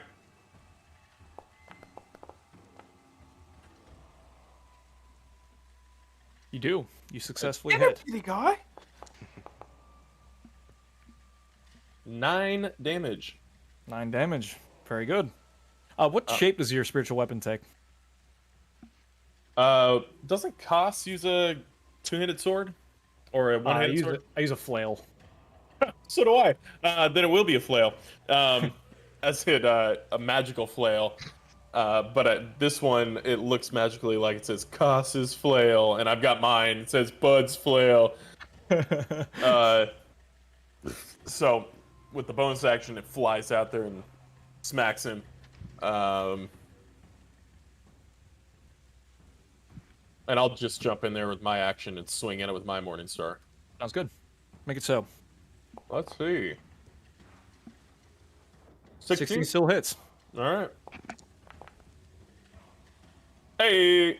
You find while nimble, like these figures are not like quite nimble, but they're like quick, but seem like they've got like a limited amount of mobility. It feels like almost. So when you smash into him like sideways, it like sends him sprawling, and he's slow to get up. They're pretty lightly armored and don't seem overly sturdy. Good. Good. Die. Yarp. Off in the distance, you can see the figure that shot Umlau suddenly like stops as like you guys can almost feel it, but like there's like a presence that just like approaches from down the street, and you can like just barely feel it, but you can see the figure cowering as Koss gets up into his face and just smashes him into the ground.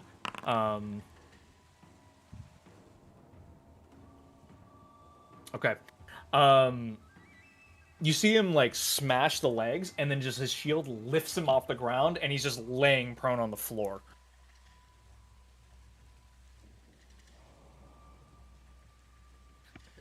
Ublau looks. He's just like, yeah, mate. Yeah, get him.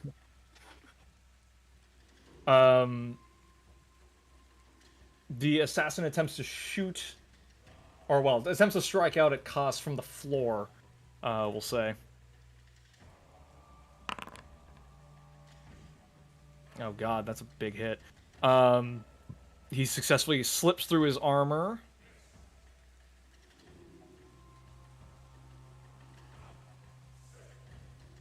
I just have to remember to do this because it's not the same. You see Koss wince in pain as like a dagger slips into his leg, and he like drops to a knee, but he's like got his hammer up and he's ready to just continue pounding on this guy. You see a bright flash as a magical energy is just like injected into Koss. It's like a blue fire. Not dissimilar from what Koss has done to enemies in the past. You see just kind of like this burst of light emanate from the weapon. Kordax, it's your turn. You said Koss killed one of them? No, he's just he struck one and knocked him prone. Well, I'll get disadvantage on my little lava toss if I throw it at him. You still have the guy in front of you. Oh, that one's still alive? Still alive. Pff, he's getting more lava for sure. You're getting lava. You're getting lava. It's all or nothing, though. If I miss it, then I'm got nothing. Well, then don't miss. Yeah, see? Just that easy. Ah, okay. 27 damage. Nice. Melting them away. Yeah, he is just like a ball of melting flesh, like as you just drop more lava onto this guy. Just standing over him, just like puddling lava on him at this point. Yeah, essentially. Like, and he's just kind of like disintegrating. His fire, the blue flame that seems to be burning within him seems to go out as you do so. Cool. Awesome. Mariah is very thrilled about the 3D dice that just fly across the screen. Much excite. Surprised Titus hasn't tried to get at the dice. Oh, he's busy watching the kittens and making sure that they don't escape. Yeah, that's exactly. That's right. Go ahead and enter mine. Umlau, it's your turn. How far is it? How far is Cass and the other assassin? Like 80 feet. Okay. And then the assassin that's on. Who did the assassin that's next to us? He's not dead. Jack Black. He's dead. Yeah. Oh, okay. Then, cool. That guy's dead. I'm going to then run up. Still 60.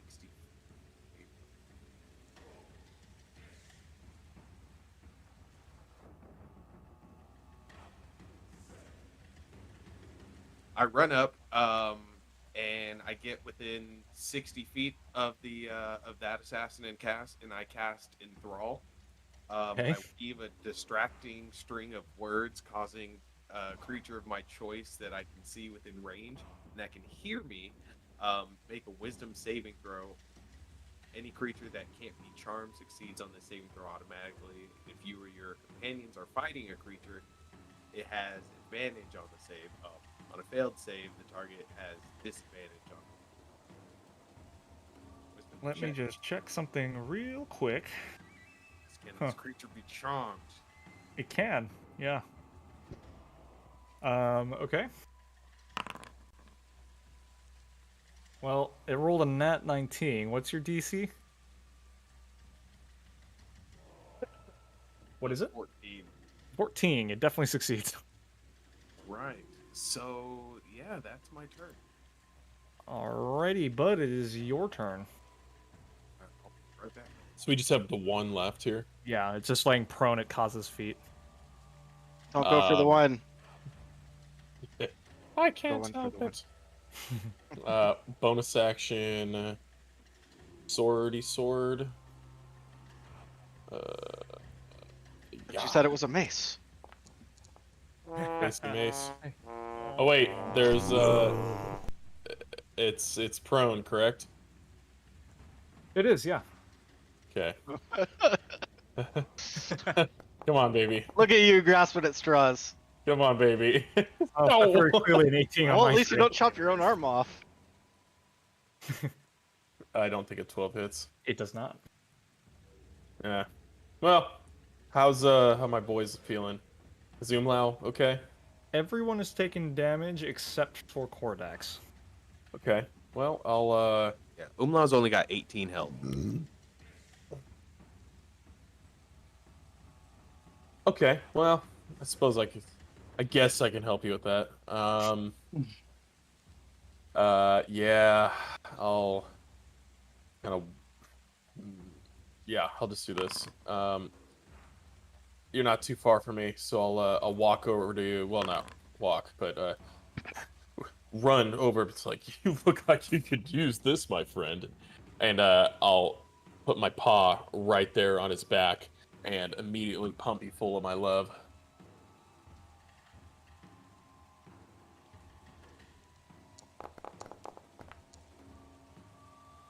"22 healing.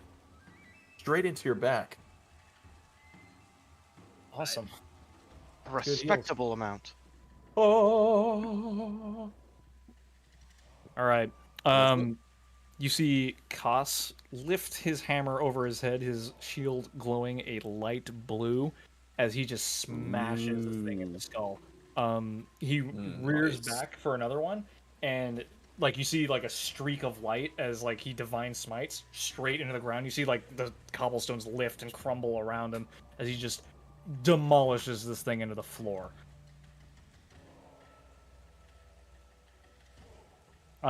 its body explodes into a blue flame. Both assassins are dead. So we move back to Zoom and Faz. All right. Zoom, the assassin, goes for another strike at you. Sorry, question. Sure. Would this be the same day that we did when we were doing chat, or would I have new portents for the day? I'll just say use whatever you have. Okay. That we predetermined. I think I. Okay. What's your figure AC? 16. 16. You buck your hips and throw the figure off of you as his dagger lunges with his left hand into the floor. He's off balance, so he rolls, and you both are kind of in a combat ready to tussle kind of stance here.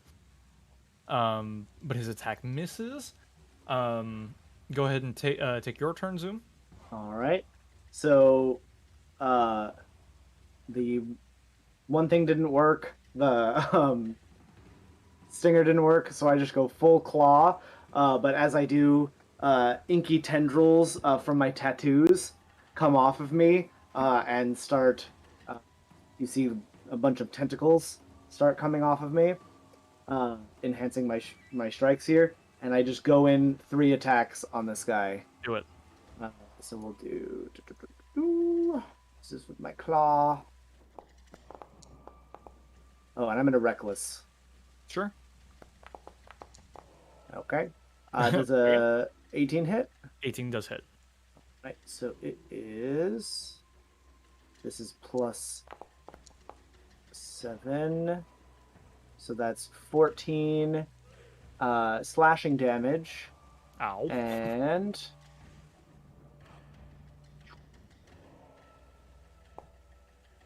4 force damage from a tentacle. Okay. And then let me just make 2 more attacks real quick. Yes, please.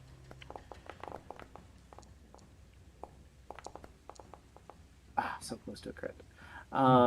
Those all hit. They Let's do. see if it'll just do the damage for me. Nice. And then I'll just also roll 2d6.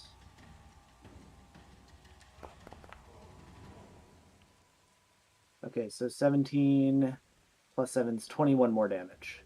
Awesome. You carve into its flesh, scattering blue sparks and flame all about your restaurant. So it's 7, 3, 6, 16. 16 plus, what is it? 7? 23 total? Hmm? I was just adding it up. Is it 23 Oh, total? all the damage, it was 7, 14, 17, 27, 34, 41 damage total. Wow. All right. Nice. This thing is looking really hurt. Missing an arm and Me too. Yeah. Looking real bad. yeah, it's you're both just in the center of your restaurant. You just see scorch marks up on the walls and ceiling from where this it's fiery blood is just getting scattered all over the place onto the wood and stone of your restaurant. Foz, it is your turn. All right. With my bonus action, I will utter some words and cast Sanctuary on Zoom. Okay. So that's my bonus. And then I will take a moment and kind of focus on the visions that I had of the Doomwaker and the stabbing part, and impart those, and as I thrust my hand forward and release a Mind Spike, and I'm upcasting this at 4th level. Okay. Is that a Wisdom saving throw or an attack roll? Yes, it is a DC, just a sec, 18, I think? Alrighty. Yeah, DC 18. Wait, sorry. Spells, I just need to double check. Wizard, yeah, DC 18. Yeah, he definitely fails. Okay, so he takes 17 psychic damage, And then I know where he is as long as he's on this plane.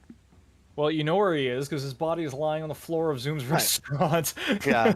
So I imagine Um, the flames like kind of like gather in, like because yeah, you said it had like a flame in its head. Mhm. They kind of like gather in, and then it kind of like out, kind of like when Scar like blows somebody up, and Full Yeah. Metal Alchemist, kind of like an effect like that, where it kind of and then it just kind of slumps down to the ground. Absolutely. You've all survived an assassination attempt on your lives. Well done. Huzzah. Well, What would y'all like to do? I would like to see if my friend is okay. Are you all right? Zoom's like, Zoom is still just enraged, but then after a moment, like he doesn't quite notice that you finished him, and he just continues just tearing into the body and just like racking flames across the floor, and then looks up at for a moment at you, and then just when you say, "Oh, you are all right," just like eyes like start going back, and he starts like shrinking back down to normal. And just goes, pretty hurt, but I think I'm a fine.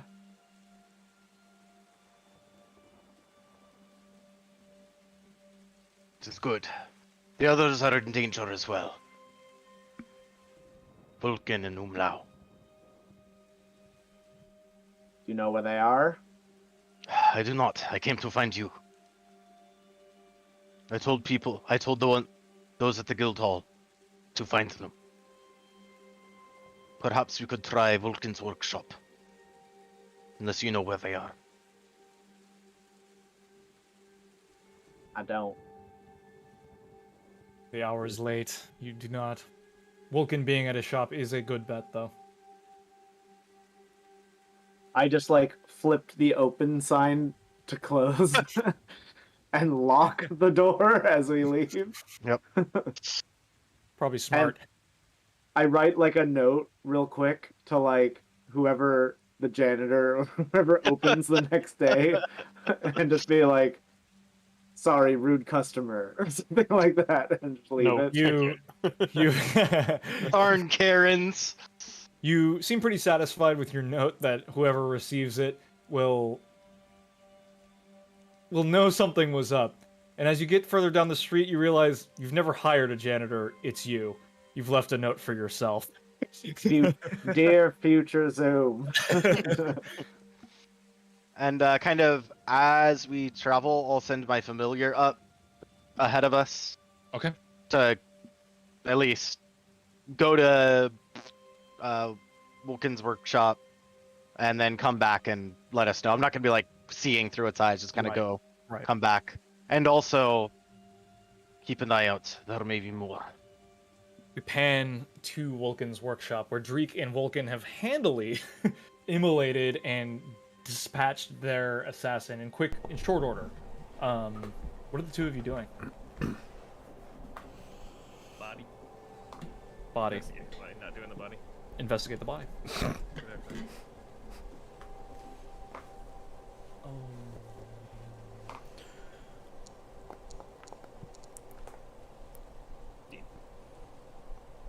With a 15, you've seen markings like this before. Wounds. Your memory recollects causing wounds to Lathander's followers. You recall their degrading forms the closer to death they were, the gouts of blue flame that seemed to burn within them, hidden underneath skin and flesh. This creature that has attacked you seems like a variation of that. Though I believe it didn't cast any magic on you, so you have no leads in that direction. This figure likely came from Hinterwood. Its leather armor emblazoned with the son of Lathander. I don't see a mask. No mask. Anything similar? Nope. Anything else of the dagger, but anything else of craftsmanship on him? It's clear that this person, so like you look again, and the symbol is more complex than just the sun. It's got an eye in it as well. It's this figure, if you recall, was a hunter that would go out into the Starwold forest and hunt the undead. His armor isn't of any kind of particular make, nothing special. It's well worn, very well traveled. The dagger is clearly magical, forged with purpose for your death, essentially. It's forged to slip through defenses and deal as much damage as possible. Interesting. Do I feel like any lasting or unusual effects, or just the stabby part? No, just the stabby part. The wounds you suffer are physical and psychological, but nothing more than that. This was a slippery one. Dreek, is there anything you'd like to do? Well, I guess like, I mean that's what I was gonna do, like investigate the body. But I guess having found Vulcan and him being attacked, I feel like satisfied. Like I had that craving, like, oh, I knew this was gonna happen, and it happened, and now it's over. It does feel strangely fortunate that you were here. If you had come a second earlier, or if you had come any later, this could have gone very differently. Right. That fact is not lost on you. But it's good to trust that it just reaffirms to trust your gut. Right. As you look around the shop, Vulcan's doing well for himself. It's a modest shop, but there's plenty going on here. He seems to be doing well for himself. But as you look around, you can see an owl perched in the window, and it's the window that you shattered through, and it's very clearly Foz's familiar. Aha. It takes one imperious look at you, very just kind of judging. It feels like you're being judged before it flies off down the street and out of the window. You have been weighed, you have been measured, and you have been found wanting. As Great. Foz is always I feel wants to find you. You are always wanting.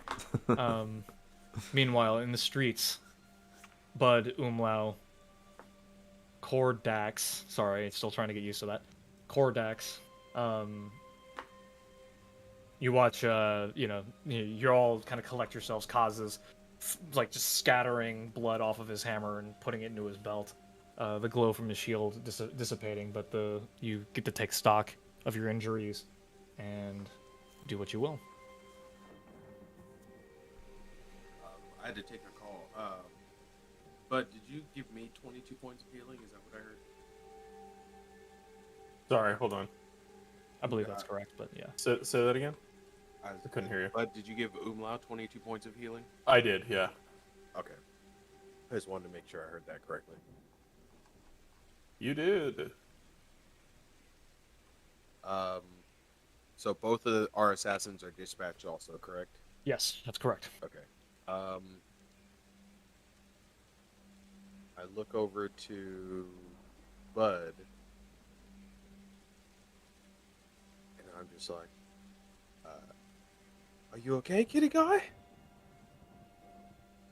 I think I'll manage. Just bleeding out of my leg here a little bit, but nothing I can't heal you up with. First, my friend. Mate, you know, you shouldn't ever scream like that again, mate.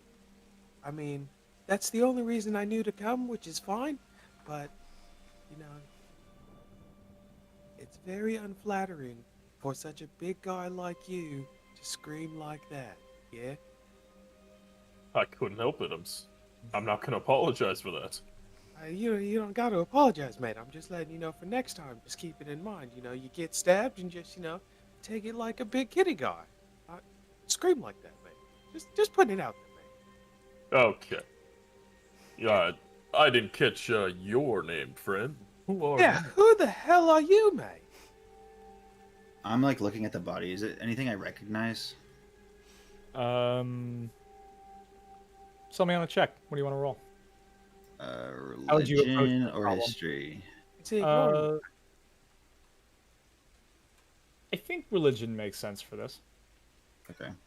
Shake him, kitty guy. He's just ignoring us, staring at I'm gonna answer you in a second. Woof. Oh my god. Nice. God, him where in do his I nuts. fucking start with that? No. He knows, man. What was your original question? Do you recognize anything? Is from this that? something I recognize or know about? This in particular, no. This is kind of out of your purview, but the symbol is very clear to you that it's Lathander. But this guy looks like he's very clearly undead, which you've sussed out earlier. Lathander is not known for enlisting the dead in any way, and his marking is very clearly this guy is a follower of Lathander, or was in some capacity. This creature you're seeing, not something you're used to. This is even kind of beyond like undead, like I guess what you would call like the stereotypes of undead. This is way past that. Least of all, them shooting magic. You saw the bolt that he threw at or the other guy threw at Umlau, and it was definitely divine in nature. So something stinks here. You're just not sure what. You've never heard of an undead being able to cast anything other than like arcane spells, right? Cool. I'm looking down intently at the melting body, brooding over it, and I hear him say, "Who is this guy?" And my face changes, and I kind of crack a smile, and I turn and say, "Well, my name's Codex. It's like I say, fuck about and find out, eh?" Fucker, find I out. like this guy. Me too, mate. Pleasure to meet you. Name's Bud. Oh, I know who you are. Oh, he knows. You see, I'm the replacement for the guy you lost. Oh, you're a replacement for the sad guy, yeah? I see. Whatever you want to call him. Approaches and he's putting his shield back on his back, and he's just like, sounds like we've replaced our sad guy with another side guy. Said guy. Are you I a think we sad should guy? go in the house. We should go in the house and get out of this weather. Mate, I can't understand anything he's saying. Get in the house. What the How fuck do you- is the hoose? How do you think we felt when we met you, Umla? Mate, he said, what is a hoose? I don't know what a hoose is. It's a house. He's clearly from Odasses. Come on. Oh, he's clearly from Ovella. Sorry. Not from a villa, actually. Sound like you're from Ovella. I'm from up in the mountains. Mootons. what are mountains, mate? Is he talking about shoes? Let's go, kitty guy. Do you need me to heal your leg, kitty guy? I prefer you not to touch me in that way, my friend. I can handle it. Are you sure, mate? Fine. Let's see what you can do. I'll cast Cure Wounds on him, and I'll use like how many seconds? What else left? I cast Um, acid spray. Yeah, I'll cast it at the first level. Oh, sweet. I'll give you 7 points of healing. Oh, all right. Ha! You're getting good at that. See, mate? Look, I can do all kinds of things. Very impressed. Right. Well, I think we should round up the others. I agree. Did he say his name, mate? Did you say your name? Oh, you betcha. My name's Codex. Name is Colfax, and No, we continue Codex. on. Cordex, let's go, mate. Look, if it's anything more complicated than Bud, he's probably not going to remember it. That's for sure. Do you guys remember Kaz Daddy? He was the greatest, mate. He's right there. Is that what you're talking about? Oh, Shit. no. I don't know. No, that's the mean guy. I'm talking about his dad. Dad, the mean guy. Kaz Daddy. He's the greatest. Oh, wait, let's get out of this weather. Let's go find our friends, yeah! Yeah. We'll skip ahead and say you all meet up in and around Wolkin's smithy, we'll say. It's kind of like the halfway point between the guild hall and the restaurant. You gather up. It's the first time you've all been together in a long time. It's been 2 months of downtime total, and you reckon it's about at an end.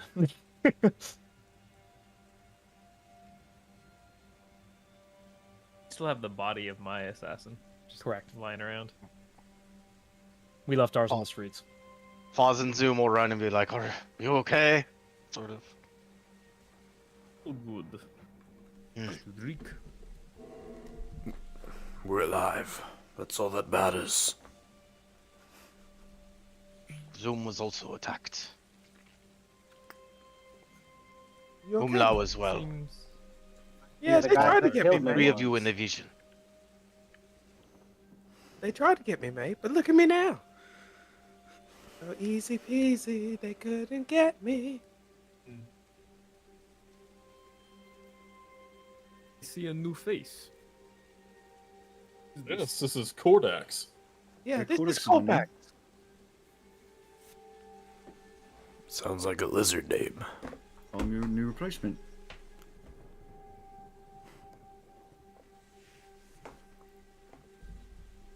And you all The group goes kind of silent as your declaration, I guess it all hits home that we're replacing Acacio. No. I'm Name's not gonna lie to Custodian. you, mate. Most of us didn't know that that's how the guild works. We thought, you know, a guy dies and then you just go on with what you have. are. Oh, sorry, eh? That's not how it works. I'm here now. I'll send some tension. They didn't even send us a resume. That's all, mate. I'm surprised. That's all. What is your plan? You talking to me? Yeah. Plan? What would have a plan? I kind of like wave around. Like, I am preoccupied. My plan is to help you boys out. I joined the guild for selfish reasons, but I'm here.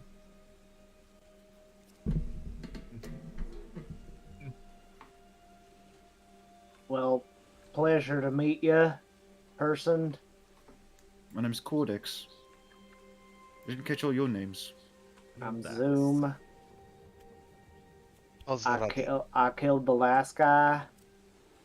So just be careful, I guess. I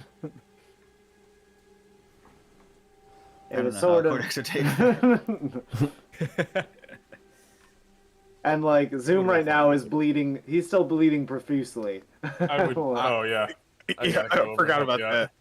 that. Oh yeah, there's a puddle on the ground. Let's go heal. Who else needs I've also heal? just been running, so like even though I got healing from Foz, I'm pretty sure I've reopened the wound at some point. I'm just like, Yeah. Um, oh yeah, I'm if- bleeding a bit. if we're all around each other, I'm gonna cast Prayer Healing.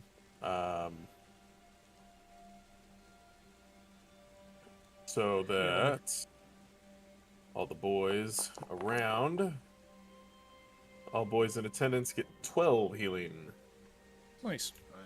Back at full health. I am very far from full. I am at I health. will cast mass healing word. Should we just take a rest? I could Rest. use like a little short rest rather than magic. I think it's just gonna take some time. Getting a better look. Make What yourself light, comfortable. To tell you the truth, Sorry. he hasn't stopped us from casting these spells, so I don't know if we're gonna get along. I was just thinking a short rest. Yeah, just take a moment for a breather, discuss our situations. Can we get a short rest, DM? I don't know, maybe. Lock ourselves in a room and see what happens. I could cast the dome if necessary. We barricade the door of whatever we're in. It's Anvil in front of the door. You barricade the door, not taking into So- account the broken and window that Dreek entered through. And This so place it's is not safe. cannibalism. So it's not cannibalism. We eat Bud first, and Hey, Greek next. kill What? the animal characters first. Yeah. Well, Your Don't be food silly. in our It's fucked up, world. man. I already brought a bunch of food. Only I have food on me constantly. Well, you are the food. Anyway, you guys settle in, barricade the door. Are you attempting a rest? I'll ritually cast the tiny hut for security's sake. Very well. So This is excessive. I was gonna say, don't once know, I get a maybe better I'll- look, yeah. once I get a better look at Kaza's shield, I'll bring it up. Like, where'd you get that? Found it? Did you know? Sure did. insight check. You see, So you that- just notice yeah. that Cortex kind of like cocks his head, like confused. But he won't press the matter right now. I see you're not asking about my shield. My turtle shell. Yeah, It's totally a turtle shell. Yeah. No, Oh, okay, never no. mind. He says, "Oh, fine, do. fine piece of craftsmanship that is." Since we're all in this Alright. hut, such close quarters, can I use my eye for detail to pay attention to the new guy talking to Kaz, where I can, as a bonus action, I can make a perception to spot a hidden creature or object, or to make an investigation check to uncover, decipher like clues. It's kind of I would say you could roll an investigation check to kind of clue into what this guy's about, but like just like superficially see if you can draw any conclusions about who he is. dirty 20. Dirty 20, you can see the furs that he's dressed in. He's clearly acclimated to colder weather. You see well, I mean, Cordex, where do you keep your spellbook? Is it just like out for everyone to see, or is it just kind of like tucked away somewhere? Sorry, say that again. Your spellbook, do you just like keep it like out, kind of presented to anybody, or do you like tuck it away, or are you like hiding it? That's a good question. I suppose it's a pretty ornate spell book.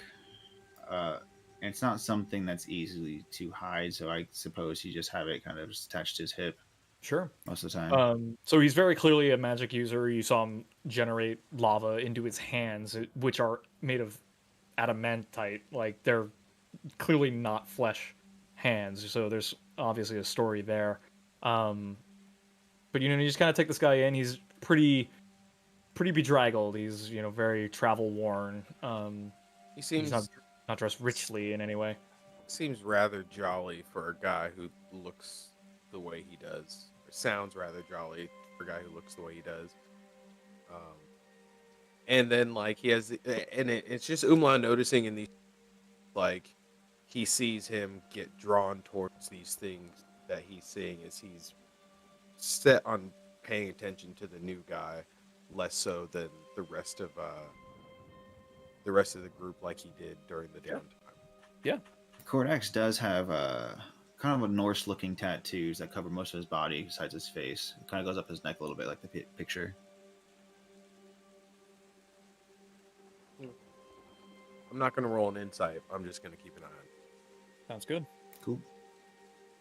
All right, you guys cast the dome, feeling reasonably safe. Succeed in a short rest.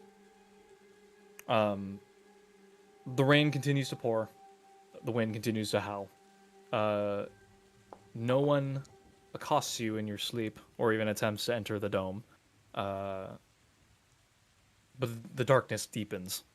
And you just, for as you all kind of just mutter like quietly to each other and like try to keep a low profile, like you can't help but think that this was coordinated, obviously, and what that might mean for your group.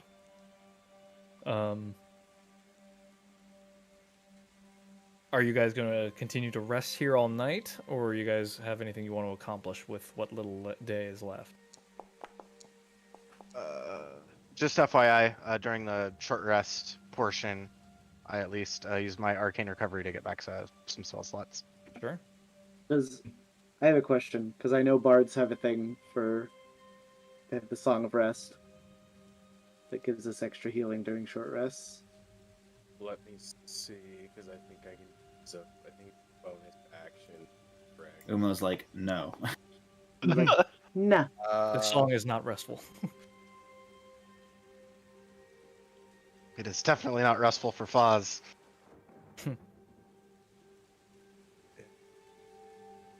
Oh, there we go. Yeah, I have it. You and your friendly creatures who can hear regain hit points.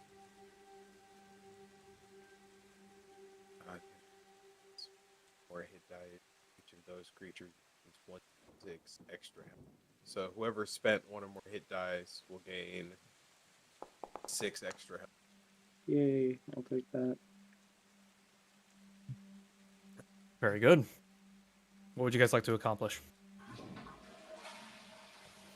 I'd like to use the bathroom.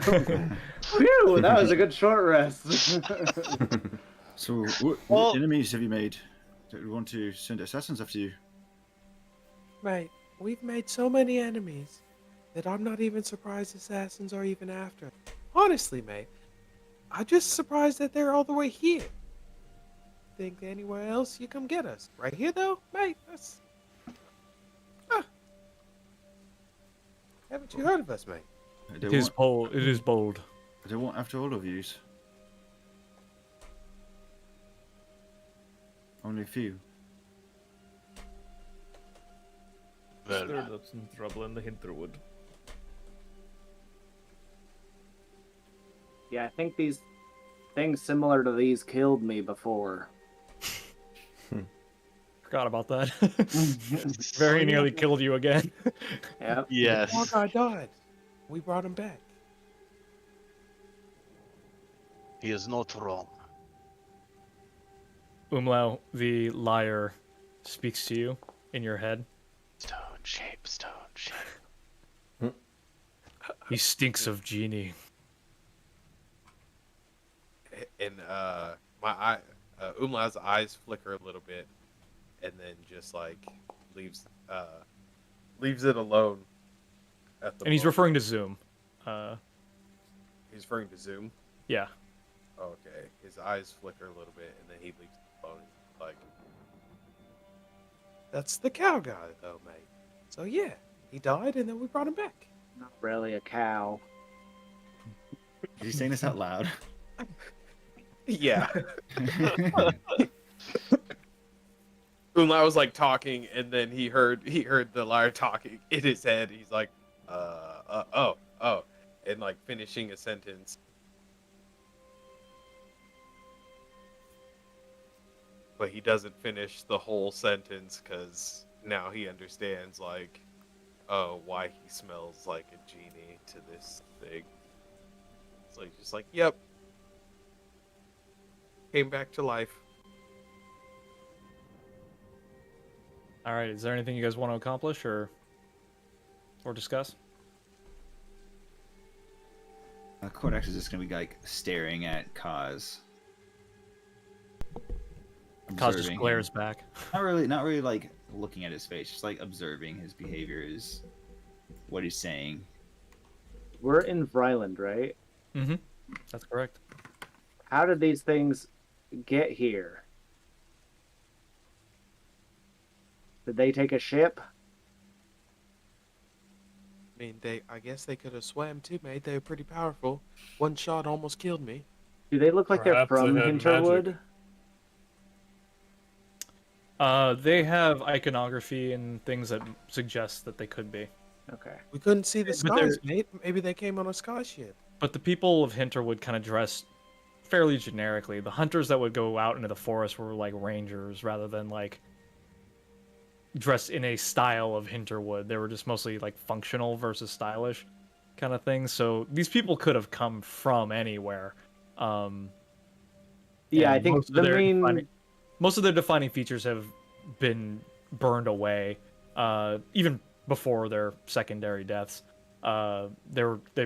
There's no feature that they shared that, like, you know, or a gold mask, for instance, that really pointed them toward Hinterwood. But the the way that their bodies were burning reminded you mostly of it. Yeah, I guess the main thing I'm trying to figure out is if they like traveled from Hinterwood, or if somehow these are like Vryland citizens who have been turned. Right. Well, without Uh, further investigation, you yeah. couldn't really tell. They seem to be pretty disparate as far as like what they're wearing and what they look like. You know, the one that Wolkin investigated does not look like the one that you saw, who's very clearly a Goliath and like, you know, seemed to have a different cultural and, you know, cultural background as well as like, you know, sort of occupation and whatever you could have surmised from him. He seemed like a very different person. These are all individuals. Correct. We should look into if there have been any missing persons that match rough descriptions of the attackers. Perhaps they were citizens that were transformed into these abominations. There could be some other agent at work. Were there missing people rumors before? The cults have been very active, abducting people. But like Ryland? People come and go from Vryland constantly. It's a guild hub. Disappearances like of people out in the field, people in varying cities. It seems pretty ubiquitous of Odasses that people are going missing. What about, have we heard of people like going missing in Wiltier, closer, places closer to You haven't You haven't put any time into investigating yet. You know, but Bud and Umlau being from there, you would know that people go missing all the time. It's a big city. Specifically, going back through the notes, recall that there's an eerie blue sun that's risen over Hinterwood, Yes, that's and correct. that there's now a bunch of missionaries of Lathander appearing around. Correct. So maybe we should go talk to some of them, see what the fuck is up here. Maybe something you missed, Bill. Dreek went looking for his mom in Quiltier and discovered she went to Hinterwood before the blue sun appeared. She is there, presumably, as well. Big's mom's behind all of it. So, I know I put you guys to a vote for what quest you wanted to chase, but I did. You know, you will have the opportunity to revise it if you wish. In the immediates, is there anything you guys want to do tonight? I want to go find and eject any missionaries of Lathander. Zoom's going on a religious crusade, but not for me. We call it an inquisition. It is our task this evening. I think we should highly recommend to the guild that they do not let any more people or missionaries of Lathander into the city. Umlau puts out to any contacts that he has in a note through Thieves' Cant about anybody being explicitly shipped to Hinterwood. So what we'll say is that we'll skip ahead to the next day then, because it is the dead of night. It's not likely you're going to get any responses or kind of clues this day. To further Cordax's he's keeping an eye on Kaz. Kaz is pretty I won't say closed off. He's pretty wary of you as far as like, you know, as you observe him. His mannerisms are mostly he just kind of like, you know, keeps his back to a wall. He's very observant of just like what everyone else is doing. He's trying to he'll inquire like briefly with the team, trying to like, you know, just gather details of like what they saw, what they went through, you know, how that tracks with his own stuff. But he doesn't really talk about what he's been up to or share anything as far as that goes. He's just kind of stoic in that way.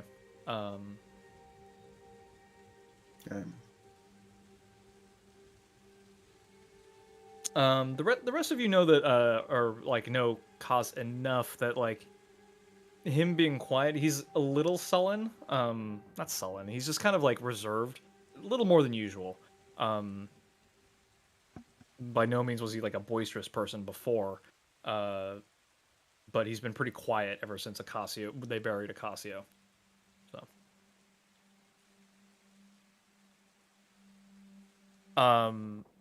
So, night passes into day. You guys find safety in numbers. You achieve a long rest, we'll just say. In the early mornings, a missive comes to your shop, Wilkin, summoning you to the guild. This is not unexpected. This is not. And this missive is, in addition, is like, pretty well known to you. This is like, they have a job for you, essentially. They're summoning you for your next task. I assume everybody sees it. Unless you're keeping it a secret. Just burn it. Another time. I share with everybody. You're being summoned. Perhaps they knew more about the results. Always something, mate. Always something. Righto. Do you guys proceed to the guild, or is there anything you'd like to accomplish first? For great justice. Let's do it. You head to the guild. You meet your prior contact, Wilbur Dullax, who, upon seeing you enter, he's just got a grim countenance as he sees you all.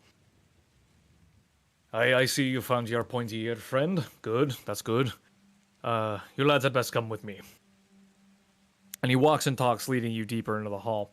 I heard you all had an eventful evening. Yeah. That would be putting it lightly. Who told you? Witnesses who ran through the streets seeing you attacked. Heard noises next door, things of that nature. Found the bodies in the streets.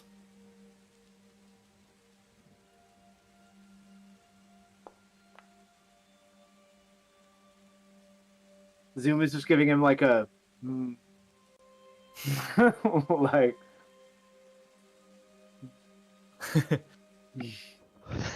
does a 13 insight? Is he feeding us shit? It's pretty hard to read. It's pretty stoic.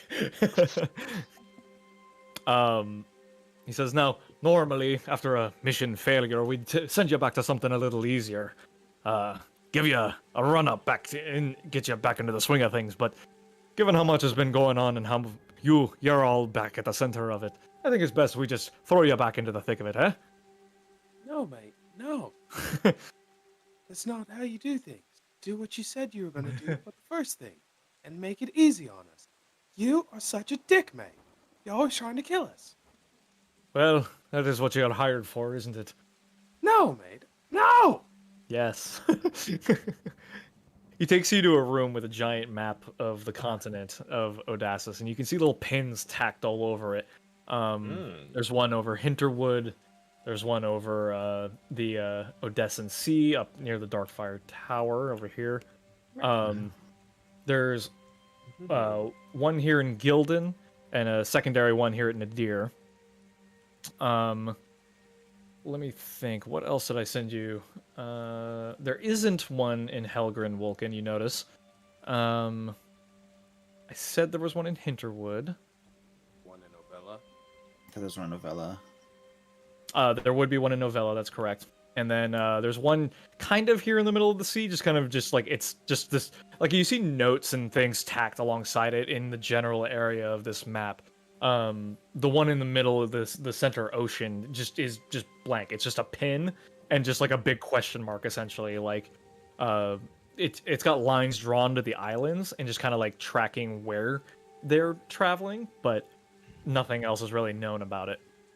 So he says, well, as you can see, lads, there's a lot going on, and we need your help with something. I'm gonna let you pick, since you're kind of at the center of all of it. But Gildan is fallen to some unknown threat. Ovella, swarms of monsters and disappearances. He tacks another pin in Guinness and Forngos, and he says, disappearances have been increasing in the western towns past Ovella. What else? I've got the giant sea serpent nesting in the Odessan Sea. Do we go kill that thing while it's sleeping? We've got the blue sun rising over Hinterwood. Now, the blue sun, is it like when the sun rises in the morning, it's blue, or is there literally like a big giant ball of fire over Hinterwood? The second one. That's not good. No, and we've waved off all travelers from going to the Hinterwood, or we're telling them to use caution. Supposedly the church is accounting for it, saying it's a miracle from the thunder. Let's avoid that one, eh? Yeah, they're pretty crazy over there, mate. Like that. Yeah, I agree. Not rushing up to that forest town ever again. Yeah, mate. You know, trying to fight religious people for some reason. It seems like they're just all extra powerful. It's like when you believe you can achieve, you know, mate? And I don't like that. Cordax looks to Kaz's response. Kasa's wearing a helmet, so you can't really see his mouth, but you, True. you can hear a snort of amusement from him.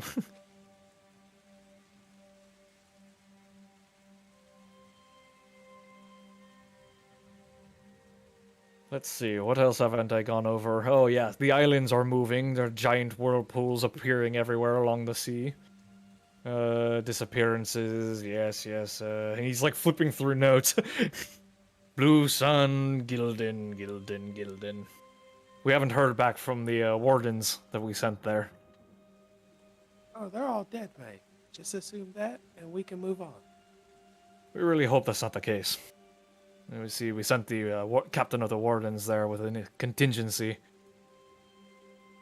You know, and they tend to go roaming and roving, and you don't hear back from them for weeks at a time, but it's been 2 weeks, and that's a long time.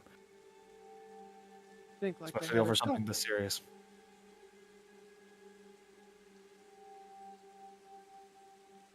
So, anyway, the choice is yours.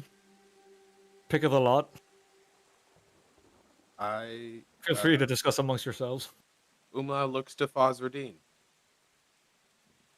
Old guy. What should we do, mate?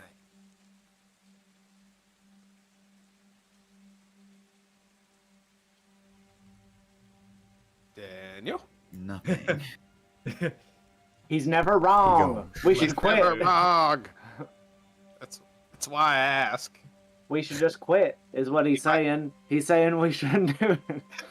Are there like Flee for your loose- lives. The silent. Daniel, are you muted or something? Yo, yes, I was muted. Sorry. My bad. What do these assholes I- keep talking over me? Yeah, pretty much. trying to tell you?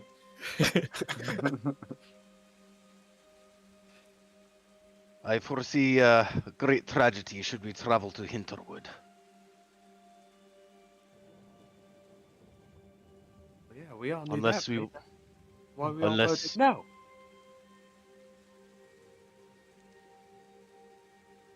Are there any loose pins lying around? Yeah. We're gonna pop one into Helgren. You should keep an eye on this one. And you, Reports becoming Go- soon. yeah, and you regale him with what you know. Mhm. He says, "We'll keep an eye on it, but it's all going bad. It's gone to shit everywhere."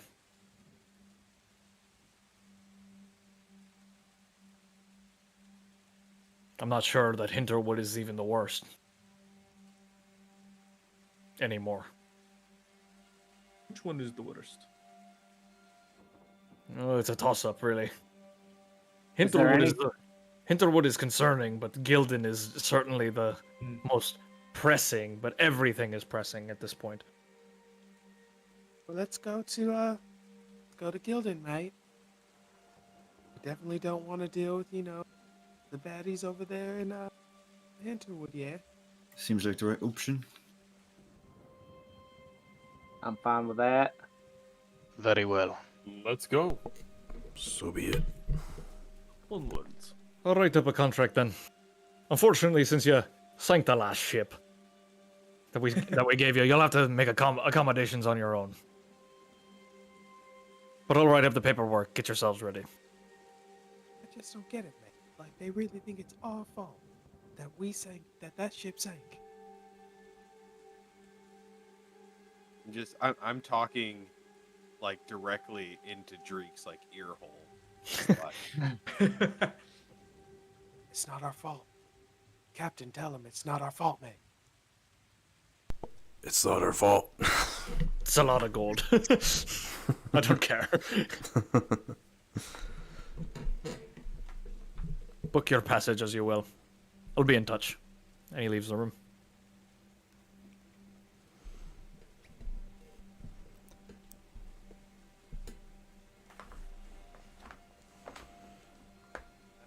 All right. So how are we getting to Gildan then? Well, there's always that look at- rowboat. You guys don't happen to collectively have 100,000 gold, do you? I have an idea. I mean, That is an I, interesting question. How much collectively gold we have? well, we never really specified how much we got when we did the Helgren stuff initially. We just assumed it was enough for Zoom to get a restaurant and for everyone to do what they did. I don't remember there being an actual number. Sec. I do have. I think I wrote down So- a lot of bars and various other things. So Yeah. Yeah, I didn't write that down. And I can go back through my notes. Yeah, and the party funds I have in the bag of holding. There's 84 gold, the 84,000, which let me correct that to 74,000 now that we've minted 10,000 of that. And then 100 silver and 44 copper. Umla has 300. I feel like this was split amongst the party already, but trepidation, I will post what I found. That's what I got. Got some money. Up there. That was the Helgren bounty that you guys found in the banks and whatnot. I believe this was split. This feels like it was split. I believe it was. Yeah. Because let me. So Cordax will say, well, I don't have 100,000 gold, but I do have 10,000 platinum. And he reaches into his bag and he conjures a 3 foot by 3 foot bag of platinum coins. My God. It glows magic, so it's obviously only lasts 1 hour. huh. Yeah. This is a neat trick. You Do would we need to some- take out a loan? Is that what's happening? Do we need to go to the bank and take out a loan so we can have a ship? Or we just find someone crazy enough to sail the seas. Well, they said seas travel's pretty good right now, right? Because what's it called, sleeping? I don't know about you guys, but I'm not in any hurry to get back on the open ocean. We gotta get I on will the not be traveling by ship. Then how are we traveling? Because we're on an island. Is that An airship? is there an airship that we can? Yes. Yeah. There, Yeah. well, if you buy and fix it. However, there isn't one currently here doing any kind of drop-offs or anything like that. So There's you'll have to nothing, wait for no one. airship we can book passage on, is what Yeah. you're saying. Okay. Exactly. We're gonna have to take a ship. Just curious, are there magical means of travel, like teleportation circles or anything? Possible. You'd have to investigate, and it would certainly cost a pretty penny sending a group your size across the world. I will help investigate. Sounds good. As a member of the Mages Guild, would I have a boon on that sort of thing? Potentially. All right. What would the rest of you want to be doing while Foz and Umlau are looking into this? We're all familiar with the. Looking at the chat, I see the airship details. Like, we found a whole parts. Are we all aware of that? Can Wilkin start actually looking for parts to maybe put a plan together? So, but Bud did enough investigating that you would know that like the parts have already been acquired. They're at the Okay, it's just shipyard. money now. It's just money. You could, Holding if you them want for to go out, ransom. you could go out adventuring. Like you could source your own parts and bring the cost down. But he has them available now if you wanted them, and wanted to fork over the gold. So, Got it. hold on to that roll, Umlau. I think we're gonna stop here for the evening, and can pick up next time. Travel to Gildan and beyond, into the sands. But thank you for playing. Thank you for role playing. That was fun. Think Thanks about for what you guys want ambushing to be us. doing. Absolutely. Kill us. The original plan was to ambush all three of you. Just I didn't think it was going to go that way. Thank you, sir. But yeah, think about how you guys want to get there, what you guys want to investigate. If there's anything else you want to bring, we will pick up next time. But not in 2 weeks, because I'll be in Greece. So definitely after that. Unfortunately, it'll be a long break, but when we get back, we'll hit the ground running. So Awesome. Cool. Sounds good. Well, eat a bunch of euros for me and bring me back some baklava, please. will do. Guys, what, in October? End of September? Mid September, I get back. So I'm out 3rd through the like 18th, 16th, something like that. So Okay. Wake Cool. me up. if you guys can swing a different day, let me know. But we'll peace out for Make it now. happen. Okay. Alright. Sweet. Good. Thanks for Till playing. Till Thanks next for watching. time. Nice. Thanks, Bye-bye. DM and Thanks, Matt. Matt. Yeah, absolutely. Bye-bye. Bye bye. Alright.